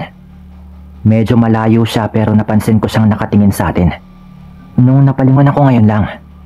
Wika bigla ni Maria noon na parang kinikilabutan na. Kaya't syempre hindi namin napigilang lumingon kahit nga malaman pa nito na alam naming naroroon siya. Magkakasabay kaming napalingon noon sa kabila ng sinabi ni Maria. Naabutan ko po yun nung lumingon ako. Matandang lalaki na nakatayo lang doon at nakamasid habang nagtataka kami sa nakita naming mga kalmot sa dingding. Nakaitim po ito ng damit. May suot itong sombrero na parang katulad sa ginagamit ng mga magsasaka at mangingisda. Inilabutan ako noon sa naabutan kong ekspresyon sa kanyang mukha habang nakatingin sa amin. Bago nga siya agad na napayoko at bahagya pa rin na nakayuko nung tumakbo nga ito palayo. "Hoy! Anong ginagawa mo riyan? Sino ka ba?" Sigaw ng tatay ko noon. Pero hindi nga po yun lumingon. Agarang tumakbo noon si tatay at ako, habang naiwan naman sila nanay at yung aking mga kapatid. Sabi ko noon ay magagawa naming habulin yon, lalo na ako, dahil may kabilisan rin akong tumakbo at kabisado ko yung kakahuyan sa parteng yon. Nauna na nga ako kay tatay noon. Sinigawan pa ako ni tatay na mag-iingat dahil hindi nga namin kilala yung matanda. Ang alam lang namin noon ay may kinalaman siya sa mga nangyayari base nga sa kinilos nito. Sa bilis ng takbo ko noon ay nagawa ko na ngang makita yung matanda. Nagsuot ito sa masukal na bahagi pero hindi ko alintana yon at sinundan ko pa rin ito. Sa hindi maipaliwanag na dahilan noon ay kinalabutan ako habang tumatakbo hanggang sa napagtanto ko na parang kakaiba yata kung kumilos yung matanda. Mesa hayop yata yon at parang nahihirapan akong habulin ito. Nagsuot ako sa masukal na parte at nung makalabas nga ako doon, inakala kong makikita ko pa rin yung matanda o baka maabutan ko na. Pero wala. Bigla siyang naglaho sa paningin ko. Hindi ko na ito mahagilap. Saan kaya nagpunta yon? Tanong ko pa sa aking sarili noon, habang humahangos at hinahabol yung aking hininga. Narinig ko naman yung tatay ko noon na paparating na, lalo at nakasunod lang din ito sa akin. Hinintay ko na lang ito noon, dahil hindi ko na rin alam kung saan babanda yung aking tutumbukin. Dahil hindi ko na alam kung saan na nga ba nagpunta yung matanda. "Anak, nasaan na yung matanda?" Tanong pa ni tatay noon, nung sa wakas ay maabutan na nga nito ako. Napailing na lang ako noon. Biglang nawala tay. Nakapagtataka nga Ang bilis ng kilos ko pero nawala pa rin siya sa paningin ko. Imposibleng ganun kabilis yung matandang yon. Nakita mo naman yung itsura kanina, di ba? Hulubot na yon. Ba't ganun? Sabi ko na lang po noon. Pakiramdam namin ni tatay noon ay merong nakatingin sa amin pero wala naman kaming makitang tao. Itong daang to, tay. Papunta to sa kabilang baryo. Subukan nating dito pumunta. At baka dito yung dumiretso. Wika ko pa nga po noon sabay turo sa isang bahagi ng gubat. Pero napailing yung tatay ko noon at sinabi nitong delikado daw. Lalo na't mukhang hindi ordinaryong matanda daw yung aming nakita. Aswang daw siguro, sabi pa ng tatay ko. Hinilabutan na ako noon nung sabihin niya yon. Bumalik na kami sa bahay noon na puno pa rin ng mga tanong. Walang sinayang na oras noon yung tatay ko at tinawag niya yung kanyang kumparing albularyo. Ayon kay tatay, kutob daw talaga niya na inaaswang na kami. Lalo na nga sa mga kalmot na nakita namin sa dingding. O baka mas tamang sabihin na hindi kami yung inaaswang, kundi yung kapatid ko lang na buntis. Paglipas nga ng humigit kumulang mga 1 oras noon, ay dumating na nga rin yung tatay ko. Kasama nito si Mang Delio, yung ninong ng bunso namin na isang ang albularyo. Kababaryo lang po namin ito, pero natagalan lang daw yung tatay ko dahil may ginamot pa raw itong si Mang Delio nung kanyang naabutan. Agaran ngang tinignan ni Mang Delio yung mga kalmot sa dingding. At paglapit pa lang niya sa likod ng bahay, nagreklamo na po ito na sa amoy pa lang daw ay halatang may aswang nang tumambay doon nung isang gabi. May gabay din kasi itong si Mang Delio at ramdam daw talaga niya na may mga naiwan pang presensya yung aswang na yon sa bahaging yon. Mukhang uhaw na rin po yon sa laman ng tao. Base nga sa mga kalmot sa dingding ayon pa kay Mang Delio. May ginawa po siyang pangontra noon at dinasalan rin po niya yon tapos ipinako niya sa may dingding ng bahay. Mukhang hindi daw mag-aaksaya ng panahon yung aswang na ito. May mga aswang raw talagang ganon. Kahit maliit pa yung tiyan, ay gusto na raw nilang biktimahin agad. At base nga sa mga kwento namin noon, hindi na daw baguhang aswang ito. Base nga raw sa mga kilos nito noong nagkahabulan kami sa gubat. Ang hinala daw ni Mang Delio ay matagal na ring hindi nakatikim ng karne ng tao yung isang ito. Kahit daw kasi yung mga aswang na kaya nang kontrolin yung kanilang pagkauhaw sa laman, darating at darating pa rin daw yung panahon na muli itong titikim ng karne ng tao. Lalo kung nakatikim na nga ito ng makailang ulit noon. Mauuhaw at mauuhaw raw talaga ito. Noong gumabi na nga, maaga kaming naghapunan noon. Siyempre may paghahanda na kaming ginawa. Naiwan lang si Mang Delio sa labas ng bahay namin noon. Hindi nga niya sinabi noon kung saan ba siya banda magbabantay. Ang sinabi lang nito ay naroroon lang siya sa labas pagsapit ng dilim. Bandang 8:30 po noon ay natulog na rin yung mga kapatid ko. Ganong oras dapat ay matutulog na rin talaga kami. Pinatay lang namin noon yung mga ilaw dahil ayon kay Mang Delio ay magkunwari lang daw kami na parang normal lang yun na gabi. Babalik daw talaga yun agad. At totoo nga, ilang sandali pa noon ay nakarinig kami ng mga pagyabag sa likod ng bahay. Naalerto kami ni tatay noon dahil nung mga sandaling yon, andun na nga kami sa kwarto ng kapatid ko. Alam namin yun nga yung tutumbukin ng nilalang na yon. Hanggang sa bigla nga kaming nakarinig ng mga pag-aangil noon. Sumilip ako agad at napansin ko na may malaking hayop sa labas pero parang ayaw nitong lumapit sa dingding ng kwarto. Marahil ay dahil yon sa pangontrang nilagay ni Mang Delio sa may dingding. Umaangi lang po yung hayop na parang galit na galit. Nanginig ako sa takot noon nang makita ko yung anyo nito. Pula po yung mga mata nito. Pabalik-balik lang yon at patingin-tingin sa paligid na parang balisa. Habang kami ni tatay nakasilip lang. Hanggang napansin ko na may gumagalaw sa may damuhan sa likod ng hayop. At bigla-bigla na lang merong tumayong tao doon. Si Mang Delio na po yun. At meron itong sinaboy agad sa nilalang. At dahil doon, Napahiyaw nga sa sakit yung hayop sa ginawa nito. Nakailang saboy po siya noon habang napansin ko na itim rin yung katawan ni Mang Delio na parang may pinahi din siya sa kanyang balat. Yun na raw yung hudyat, sabi ng tatay ko noon. Sabay binuksan nga niya yung bintana at tumalon siya mula doon. Dala niya yung kanyang buntot pagi noon at walang habas niyang hinataw yung hayop. Kitang-kita ko po noon, nakasabay ng pangingisay ng nilalang ay ang unti-unti ring pagbalik nito sa kanyang anyong tao. Doon ko na nga kinuha yung ilaw noon at inilawan siya. At talagang kumpirmado. Yun rin yung matandang hinahabol namin sa gubat. Namukhaan ko po kasi yun. Siya po talaga yun. Siya rin yung nangangaswang sa kapatid ko.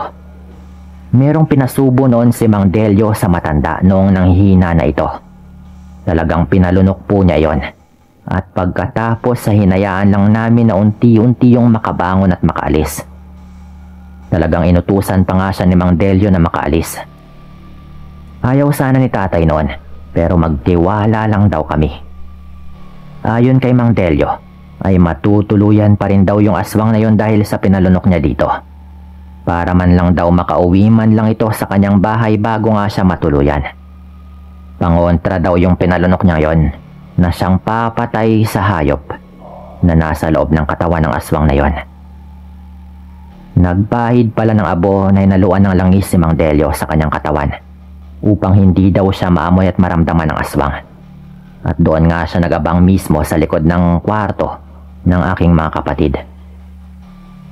Yung isinaboy naman daw niya ay pinaghalong asin at abo ng mga pinaghalong pangontra sa aswang na kanyang sinunog.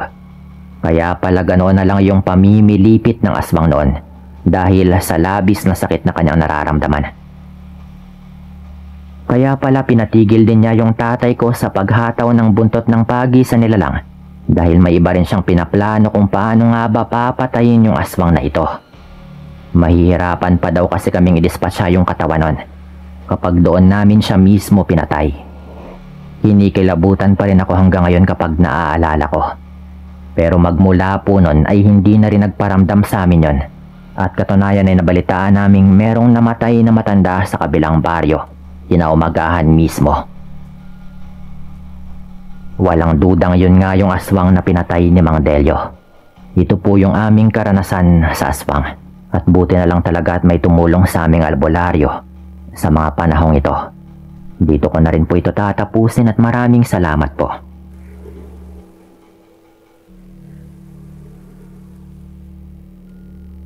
Kamusta po sa inyong lahat?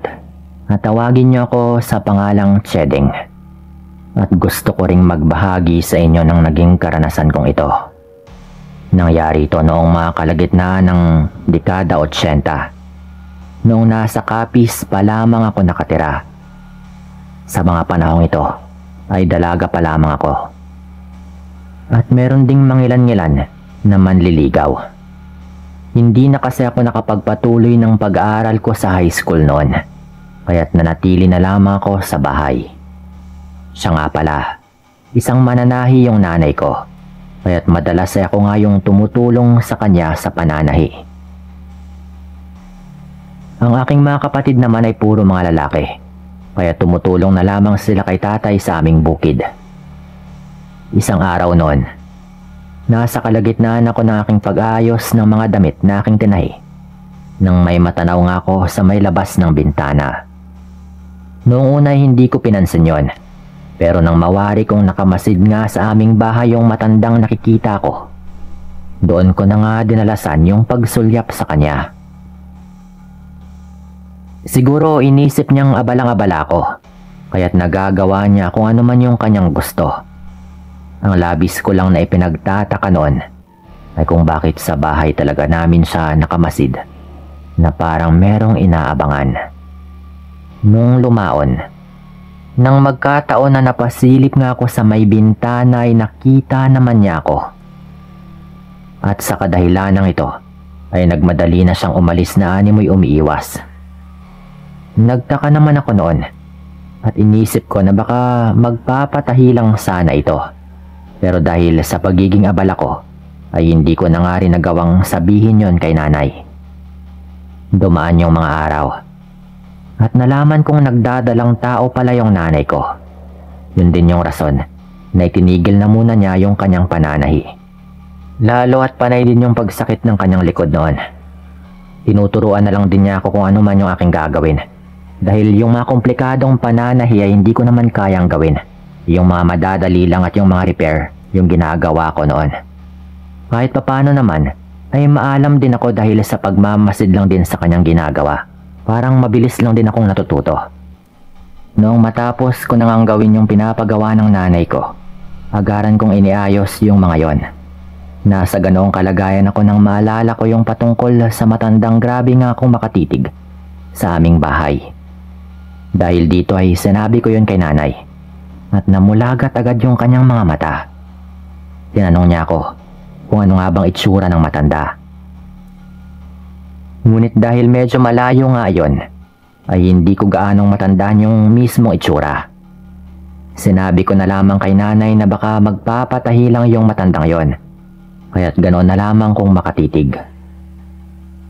Napailing naman yung nanay ko noon nang sabihin ko yon, at ayon pa dito, malakas raw yung kanyang kutob na aswang yung matandang yon. Ang pinagtataka lang niya ay kung bakit siya pinupuntirya gayong hindi pa naman umaabot ng 3 o 4 na buwan yung kanyang dinadala. Nang matapos nga yung aming naging usapan, sinabihan niya akong maglagay ng putol na karayom sa may tapat ng aming bahay. Sa parang yun daw ay hindi kami mapapasok ng aswang dahil takot daw ito sa ganon. Hindi naman ako nagatubili na kumuha ng putol na karayom para ilibing sa mismong tapat ng aming pintuan. Nasa ganoong kalagayan nga nang may makita akong matandang naglalakad. Madadaanan nito yung tapat ng aming bahay. Kaya't nagmatsyag nga ako sa paligid. Habang papalapit kasi ng papalapit yon, ay nakaramdam ako ng kakaibang kaba na hindi ko naman maintindihan. Noong nasa tapat na nga ng bahay namin yung matanda, ay agaran akong tumayo. Alam kong hindi niya ako nakitang naglibing ng putol na karayom doon dahil nakayuko lang ito habang naglalakad. Noong mga panahong ito, lalo akong kinabahan. Paano ba naman? Parehong-pareho yung suot ng matandang nakita kong nakatitig sa bahay at yung matandang naglalakad sa may tapat ng bakuran. Noong unay napansin kong parang nais niyang dumaan sa amin noon. Pero sa hindi ko malamang dahilan, ay nagmadali siyang maglakad na parang may kung anong kinatatakutan. Napatitig na lang din siya sa akin noon. At bago pa man ako makapagsalita para batiin ito, ay nagmadali na siyang umalis. Napabuntong hininga na lamang ako dahil sa nangyari. Noong nakalayo na nga yung matandang yon, inabuti kong umakyat sa aming bahay at ikwinento kay nanay kung ano nga bang nangyari. Napailing na lamang ito noon at ayon pa dito ay nakita rin daw niya yung ginawa ng matanda. Marahil daw ay naging iba yung kanyang pakiramdam noong papasok na sana siya sa aming bakuran. Dagdag pa nito, kapag may putol na karayom daw kasing nakalibing sa may tapat ng pinto, ay hindi daw makakapasok yung aswang kahit na anong gawin ito. Dahil para raw itong sinisilaban kapag sinubukan niyang gawin yon. Hindi ko rin alam kung bakit pero naniwala na... Hindi ko lang alam kung bakit pero yun pa daw yung sabi ng lolo namin noon. Napatango lang ako kay nanay noon. At kahit papano ay nakaramdam ako ng pagkakampante. Sinubukan ko pang silipin sa bintana at alamin kung saan na nga ba yung matanda. Ngunit nakalayo na pala yon at hindi ko na nga nakitang lumingon pa. Pinagabihan, pagka-uwi nga ni na tatay ay kwento namin sa kanya yung nangyari. Napamura naman noon yung tatay ko at sinabing wag na lamang daw magkakamali yung aswang na yon na gumawa ng masama. At hindi raw siya magdadalawang isip na pumatay para lamang maprotektahan kami. Dahil nga sa nangyari, minabuti ni tatay at ng pinakamatanda kong kapatid na wag na munang matulog. Kami naman ni nanay ay mahimbing na ngang natulog noon dahil kahit papano ay kampante naman kami. Nang mga panahong yon ay magkatabi kami ni nanay sa banig. At wala pa nga sigurong 30 minutos noon ay bigla akong nagising. Tapos hindi na nga ako makatulog ulit. Alam mo yung pakiramdam na parang inaantok ka naman, ngunit tuwing pinipikit ko yung aking mga mata, ay nakakaramdam ako ng kaba. Sa kadahilanan ng ito, ay nagpasya na lang din akong magmatsyag na lamang sa paligid. Ganon nga yung sitwasyon nang marinig ko yung pagkukwentuhan ni tatay at ng aking nakatatandang kapatid. Ayon sa aking ama, bababa daw siya at yung kuya ko naman yung magbabantay lang sa loob ng bahay. Para lang daw makasiguro. Gigisingin ko na sana si nanay noon nang may marinig akong kaluskos sa ibabaw ng bubungan. Agad naman akong napalingon doon at nagtaka nga ako noon. Dahil gasera lang yung aming ilaw noong panahong ito, ay hindi ko na gaanong nasipat yung bagay na parang nakalawit mula sa bubungan. Noong una inisip ko na baka sinulid lamang yon. Ngunit nung akmang tatayo sana ako para hawakan yon, ay parang bigla na lang din yung nawala. Dahil sa nangyari ay ginising ko na po yung nanay ko noon. At nang minulat na nga niyang kanyang mga mata, ay nagreklamo kaagad siya na sobrang kirot daw ng kanyang tiyan. Noon din ay kinuha ko yung langis na pamahid tsaka ibinigay sa kanya. Noong pinapahira na nga ni nanay ng langis na yon yung kanyang tiyan, ikwinento ko sa kanya yung patungkol sa mala sinulid na bagay na aking nakita. Matapos kong wikain yon, ay napatitig sa sahig yung nanay ko. Kaya't napatitig rin ako roon. At nagulat ako nang malamang merong likidong tumutulo roon. Agad namang tinawag ni nanay si natatay noon at sinabing meron talagang aswang sa ibabaw ng bubungan. Dahil gawa lang naman sa nipa yung aming bubungan, kinuha ni tatay yung kanyang itak. Kinuha na rin niya yung upuang gawa sa kawayan at yun nga yung kanyang ginamit para maabot niya yung bubungan. Sakto rin kasi noon na bahagyang lumulubog yung bahagi ng bubong na katapat ng hinihigaan namin ng nanay ko. Kaya't lalo pang tumiba yung hinala namin na meron ngang aswang ron.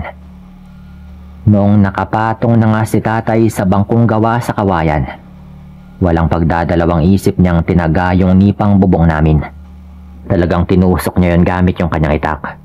At sa unang paggawa niya ng ganon, ay may narinig kaming ingay ng aswang. Ngunit nang sinundan pa nga yun ng tatay ko ng mga pagtaga, ay talagang naririnig na namin yung ungol ng nilalang na nasa ibabaw. Napamura noon yung tatay ko, at kahit na unti-unti nang nasisira yung aming bubungan ay hindi pa rin siya tumigil sa pagtaga rito. Lahat na lamang kami nagulat nang sa hindi namin inaasahan ay may isang maitim at mabalahibong nilalang na muntika ng mahulog. Noong makita yun ng tatay ko ay lalo pa siyang napamura at tinaga ng buong lakas yung bandang likuran ng hita ng nilalang. Naging mabilis din naman yung paggalaw nito at nakabalik siya agad sa ibabaw ng bubungan kahit nalulusot na sana siya doon sa bubong dahil nga wasak-wasak na rin yung bubungan namin noon. Talagang galit na galit yung tatay ko noon eh. Noong mga panahong yon, niyaya ni tatay si kuya at sinabi na lalabas sila upang itabo yung aswang na nasa bubungan. Hindi naman tumanggi sa kanya si kuya at sinamahan nga niya yung tatay namin. Noong lumabas na nga sila ay gumawa sila ng siga sa paligid ng aming tirahan. Hanggang sa mga panahong yun kasi ay hindi pa rin umaalis yung aswang sa ibabaw ng aming bubungan. Sigaw rin naman ang sigaw yung nanay ko noon na wag na nga nilang akyatin. At ninenervyos daw siya at talagang binantaan niya yung tatay ko na wag niyang gawin yon. At baka takihin daw siya sa labis na kaba. Pero nang naging maliwanag na nga yung paligid dahil sa siga, doon na nga napasigaw yung tatay ko noon. Kung ano-ano yung kanyang sinabi hanggang sa mapansin namin na may naglalakad sa ibabaw ng bubungan. Naisip kong baka natakot na rin yung aswang, kaya't nais na rin itong umalis. Pero wala rin akong magagawa noon at minabuti ko na lamang nahaplusin yung tiyan ng nanay ko para kahit papano ay maibsan yung kirot. Dumaan pa yung ilang sandali at muling napasigaw yung tatay ko, at base nga sa naging sigaw nito ay umalis na rin yung aswang. Matapos yon ay pumasok na rin sila sa bahay at sinabi sa amin na nagawa na nga nila yung itaboy. Dahil sa nangyari, minabuti naming lahat na bantayan yung nanay ko. Bawat isa sa amin noon ay may hawak na patalim dahil baka mapasok nga kami ng aswang. Kahit pa na may nailibing na kaming putol na karayom sa may tapat ng pintuan na pinaniniwala ang pangontra nga sa kanila. Mabuti na nga lang at hindi na bumalik yung nilalang na iyon, kaya't hindi na rin kami nabulabog. Dahil sa nangyari ng gabing yon at bunsod na rin ng aming pagpupuyat, ay nakatulog kami buong maghapon noong sunod na araw. Nasa bahay kaming lahat noon, maliban kay tatay na minabuting tumungo sa bukid. At dahil nakatulog nga kami at hindi namin alam kung ano na nga bang nangyari, nalaman na lang namin na meron na namang matandang nakatambay sa may labas ng bakura na parang nagmamatsyag daw. Sinabi ni tatay na agad ding umalis yon nang makita ng matanda na papalapit na nga siya sa aming bahay. Ayon pa kay tatay, baka yun daw yung aswang na umatake sa bahay noong nakaraang gabi. Kaya't hindi raw kami dapat makampante. Kailangan daw maging alerto kami sa lahat ng oras para hindi maulit yung mga nangyari kagabi. Namuntikan na ngang mabiktima yung nanay ko. At yun na nga po. Kinagabihan ay kanya-kanya kaming bantay sa paligid. Yung nanay ko naman noon ay mahimbing na rin yung tulog. Samantalang kami ay nakabantay at nagkukwentuhan para mawala yung antok. Nasa kalagitnaan kami ng aming pagkukwentuhan nang makarinig kami ng malakas na kalabog sa ibabaw ng bubong. Lahat kami naghinala na merong aswang na lumapag doon. Kaya't nagtanong nga si tatay kung marami pa raw ba kaming putol na karayom na naipon. Napatango naman ako at mabilis na kinuha yung mga yon. Alam ko ng mga oras na yon ay hindi siya sigurado sa kanyang nais na gawin. Nang nakuha na nga yun ni tatay ay nagmadali siyang lumabas. At pagkaraan lamang ng ilang sandali ay nakarinig kami ng magkakasunod na ingay na parang may kung anong bumagsak sa bubungan. Nagkatinginan na lang kaming magkakapatid noon nang marinig naming nagmumura na nga yung tatay namin at may kung anong ingay sa bubong na parang nagwawala. Matapos yon ay may kung anong bumagsak patungo sa may tapat ng aming bahay. Alam naming naroroon yung tatay, kaya't lahat kami nabahala sa kanya. Dahil dito ay napadungaw nga kami sa bintana. Kitang-kita namin noon kung paanong bumangon yung isang mabalahibong nilalang. At bago pa man siya tuluyang malapitan ni tatay ay nagpalit yun ng anyo at naging isang pusa. Animoy tarantang-taranta noon yung pusa dahil nang makapagpalit nga ito ng anyo, ay naging mabilis rin yung kanyang paggalaw upang makatakas. Hindi kaagad nakapasok sa bahay si tatay. Minabuti niyang magbantay na muna dahil sa paligid namin ay parang meron pa ring umaaligid na parang merong nag-aabang lamang. Dahil doon ay sinamahan na lamang siya ng aming dalawang kapatid. At ako naman ay sinabihan nilang matulog na lamang sa tabi ng nanay ko. Pero dahil nakaramdam pa rin ako ng pagkabahala noon ay hindi na muna ako natulog. Hanggang naging magkakasunod na rin yung pagtilaok ng mga manok. Dahil umaga na rin, kaya't doon ko na nga sinubukang matulog. Kinabukasan ng magising ako, ay naabutan ko si tatay na sinisiguradong walang mga putol na karayom na nagkalat sa labas ng bahay. Dahil ayon dito, ay baka maapakan pa raw namin yon at kung ano pa yung mangyari. Nalaman naman ni nanay yung ginawa ni tatay. At maging siya ay hindi makapaniwala na nagawang itaboy ni tatay yung aswang sa pamamagitan lamang ng mga putol na karayom. Marahil ay totoo nga na yung paglibing ng mga yon sa may tapat ng pinto ay talagang nagagawang mangtaboy ng aswang. Hindi namin sigurado, lalo at meron ding mga armas noon at pinagmumura nga siya ni nanay at alam na rin ng aswang na naroon din yung mga kuya ko na handa ring tulungan yung tatay kung sakali. Mula naman po nun ay wala na ring nangyari. At dito ko na rin tatapusin yung kwento.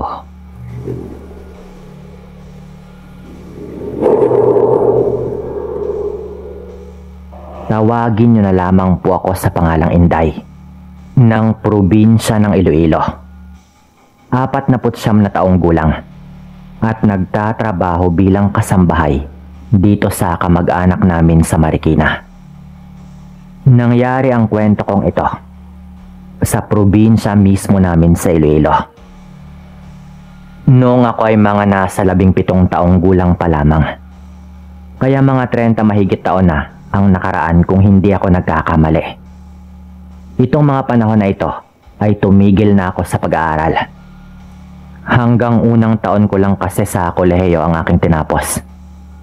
Ayaw man ng mga magulang ko ay wala pa rin silang magawa, kundi patigilin na lang ako sa pag-aaral dahil wala kaming panggastos. Yung ate ko kasi nag-aaral din noon sa kolehiyo kaya medyo alanganin talaga. Yung tatay ko umaasa lang din sa pagsasaka. At ang nanay ko naman ay isang dakilang labandera.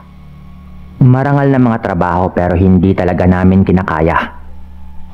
Lalo at meron din akong mga nakababata pang kapatid na nag-aaral din. Sa gastusin pa lang namin araw-araw, medyo hirap na kami noon eh. Doon banda sa akin nalalagyan namin, 2 lang ang bahay. Yung amin at yung bahay ng kaisa-isa naming kapitbahay na sina Lolo Armando at Lola Tinay. Binago ko na lang ng kaunti yung kanilang mga pangalan para itago na rin ang kanilang pagkatao. Malayong kamag-anak nila tatay si Lolo Armando. Pero hindi talaga kami ganun ka-close. Sakto lang kung baga. Kahit nga matagal na rin kaming magkapit-bahay. Sobrang sungit kasi ng dalawang matanda. Masyado din silang mahigpit sa mga bagay-bagay. Halimbawa na lang, yung mga manok nila doon lang din sa gilid ng bahay namin nangingitlog. At hinahayaan lang namin yon. Pero kapag yung manok namin yung mga itlog doon banda sa kanila, nako talagang pinapalipat nila. Minsan pa nga pag hindi namin agad na ilipat, pagbabasagin nila ang mga itlog. Lalo na si Lolo Armando. Si Lola Tinay po medyo hindi naman ganun kasungit. Ganun po yung ugali ng dalawa. Pero iniintindi na lang po namin. Lalo at tumatanda na nga rin talaga sila. Noong mga panahon po na iyon, nasa 80 mahigit na sila pareho. Mahina na ang pangangatawan. Pero medyo pumapalag pa rin naman din. Isang araw, meron po kaming bisitang dumating. Mga kaibigan ng ate ko. Itago na lang po pala natin si ate sa pangalang Kim. Pagdating ng bisita ni ate, nagkataon na ako lang din yung nasa bahay. Umalis sila nanay noon, dala ang iba pa naming mga kapatid. 2 classmate ni Ate Kim na babae, yung kanyang dinala doon sa amin. Pinaghanda muna namin sila ng makakain para mananghalian. Tumulong na ako kay ate noon. Habang nag-ikot-ikot naman sa labas yung kanyang 2 classmate, tuwang-tuwa sila noon sa mga alaga naming bibe sa labas ng bahay. Bagong pisa lang kasi ang mga itlog kaya natuwa siguro yung mga ito. Hanggang nung inihanda ko ng mga pinggan sa mesa at naglagay na rin ako ng tubig sa pitsil. Sabi ng ate ko, siya na raw ang bahala pagkatapos nun. Kaya papasok na sana ako sa kwarto ko. Nung bigla namang pumasok sa bahay yung classmates ni ate. Ang sabi nila, may umiiyak daw sa kapitbahay namin. Humahagulgol daw eh. At baka kailangan daw ng tulong. Nung lumabas po kami, narinig nga po namin yon. Humahagulgol si Lola Tinay. Parang umiiyak at tinatawag niya ang kanyang asawa. Nung tignan po namin sa kanila, naabutan naming yakap-yakap nito si Lolo Armando. Hindi na raw kasi humihinga. Sinubukan ko pa pong pulsuhan pero wala na po talaga, Sir Dan. Kahit babae, nagmadali akong tumakbo para humingi ng tulong sa kapitan ng barangay namin. Natagalan pa ako noon dahil malayo-layo kasi yung bahay namin mula doon sa bahay ng kapitan. Pagbalik po namin doon, mga 30 minutos na po siguro yung nakaraan. Tinignan ng kapitan namin kung patay na ba talaga.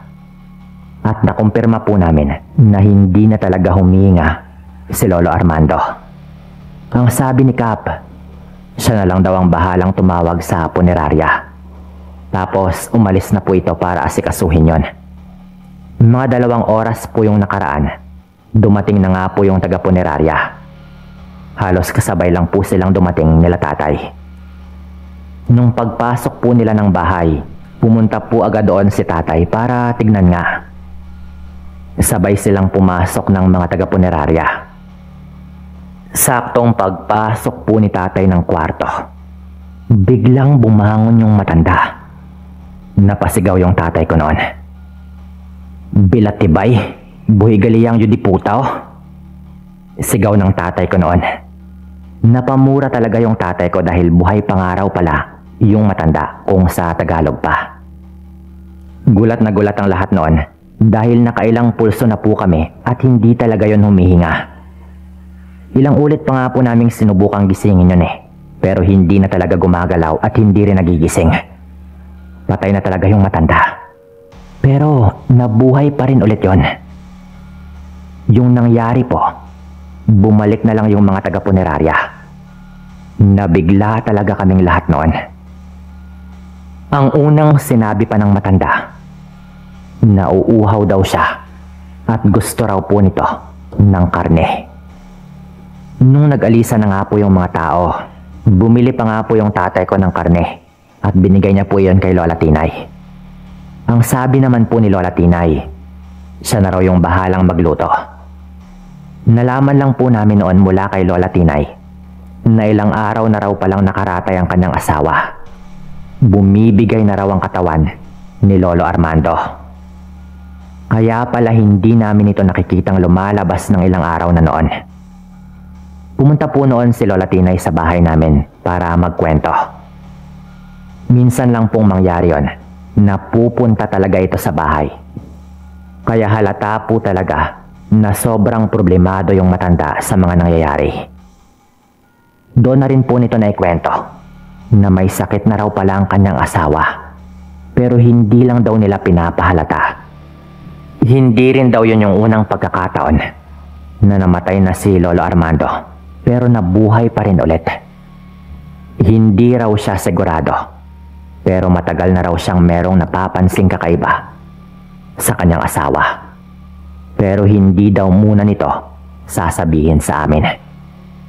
May nangyayari daw kasi sa asawa niya kaya hindi ito mamatay-matay at sasabihin lang daw niya sa amin kapag nakumpirma na nito ang tungkol doon.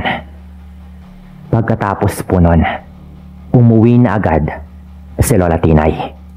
Nagtinginan lang kami nila tatay noon dahil hindi namin maintindihan o ayaw lang talaga naming aminin sa mga sarili namin kung bakit hindi raw mamatay-matay ang matanda.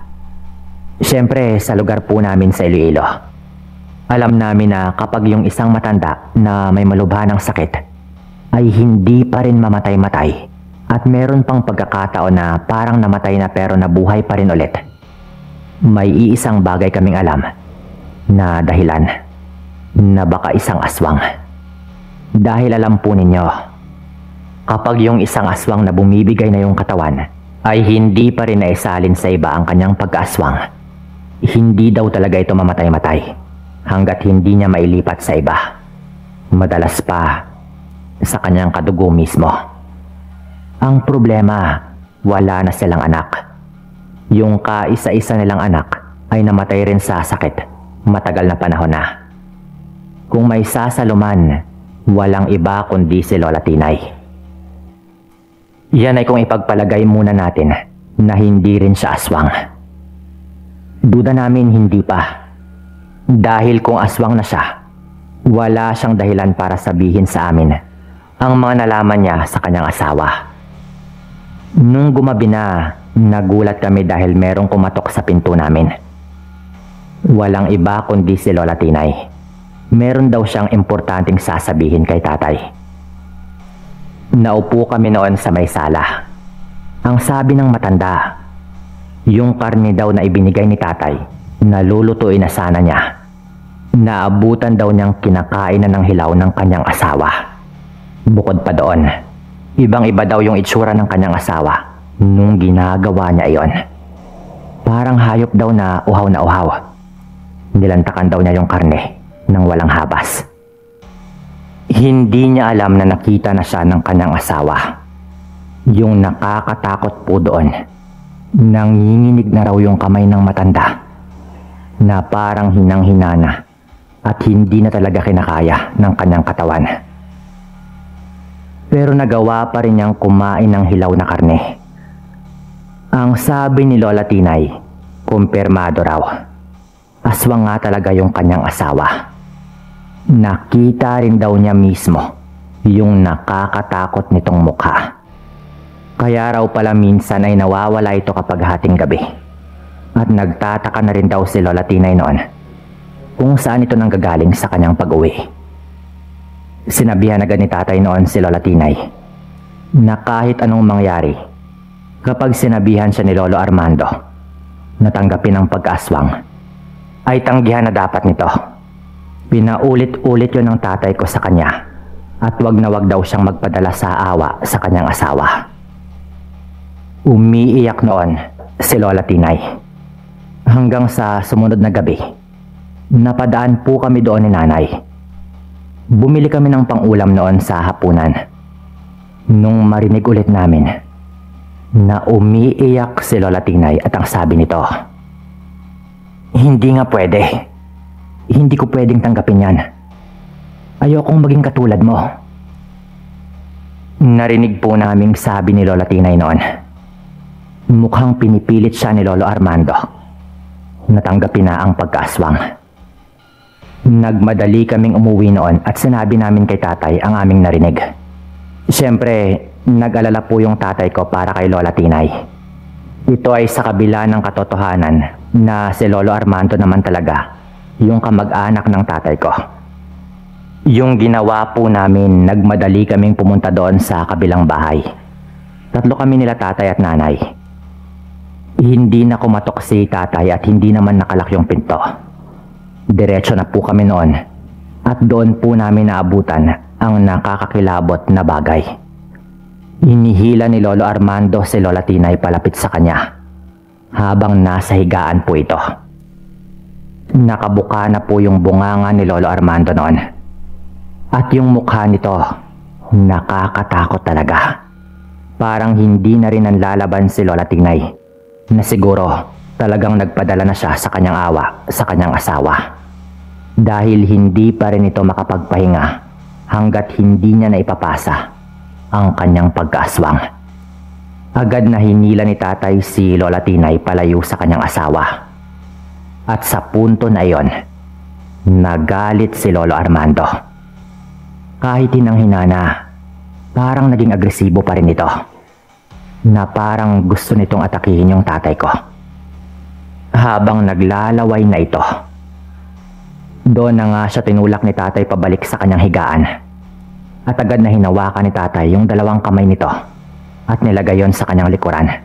Sabay tinali yon gamit yung kumot mismo sa higaan. Inutusan kami ni tatay noon na magmadaling tumawag ng albularyo. Agad naman naming ginawa. Pagbalik po namin dala ang albularyo. Pagpasok pa lang po ng albularyo sa kwarto, ang sabi po nito, bumibigay ng araw yung katawan ng matanda. Pero walang duda daw na isa nga itong aswang. At yung pagkaaswang daw na ito, yung pumipigil sa matanda kaya hindi pa raw siya tuluyang nalalagutan ng kanyang hininga. Lumabas raw kaming lahat at meron daw siyang paraan na gagawin. Lumabas nga po kaming lahat noon. Ilang minuto ring nag-aangil si Lolo Armando na parang hirap na bago po ito tumahimik. Mga 20 minutos po. Lumabas na yung albularyo. Meron siyang hawak na bagay na binalot niya sa itim na tela. Tapos sumingi ito ng gaas at sinunog niya yon sa may likod ng bahay. Nung tignan namin sa loob ng kwarto, maayos na yung lagay ni Lolo Armando. Nagpahinga na ito at parang maliwalas naman ang kanyang mukha. Ang sabi ng albularyo, may paraan daw talaga na tanggalin ang pagkaaswang na hindi kailangang may bagong katawang tumanggap. Pero ang kapalit, mamamatay na raw ang orihinal na aswang. Ang sabi niya, mas maigi daw na ilihim na namin ang tungkol doon at ilibing na lang daw agad ang matanda. Sinunod po ni Lola Tinay ang lahat ng bili ng albularyo. At pagkatapos nga ng libing, umuwi na si Lola Tinay sa kanyang kapatid doon sa Guimaras. Totoo talaga ang tungkol sa pagpasang ginagawa ng aswang bago pa man sila mamatay. Sinasali nila ang kanilang pagkaaswang. Mabuti na lang at hindi yun nangyari kay Lola Tinay. Dito ko na rin po ito tatapusin, Sir Dan. Maraming salamat sa pagkakataon na ito at paalam.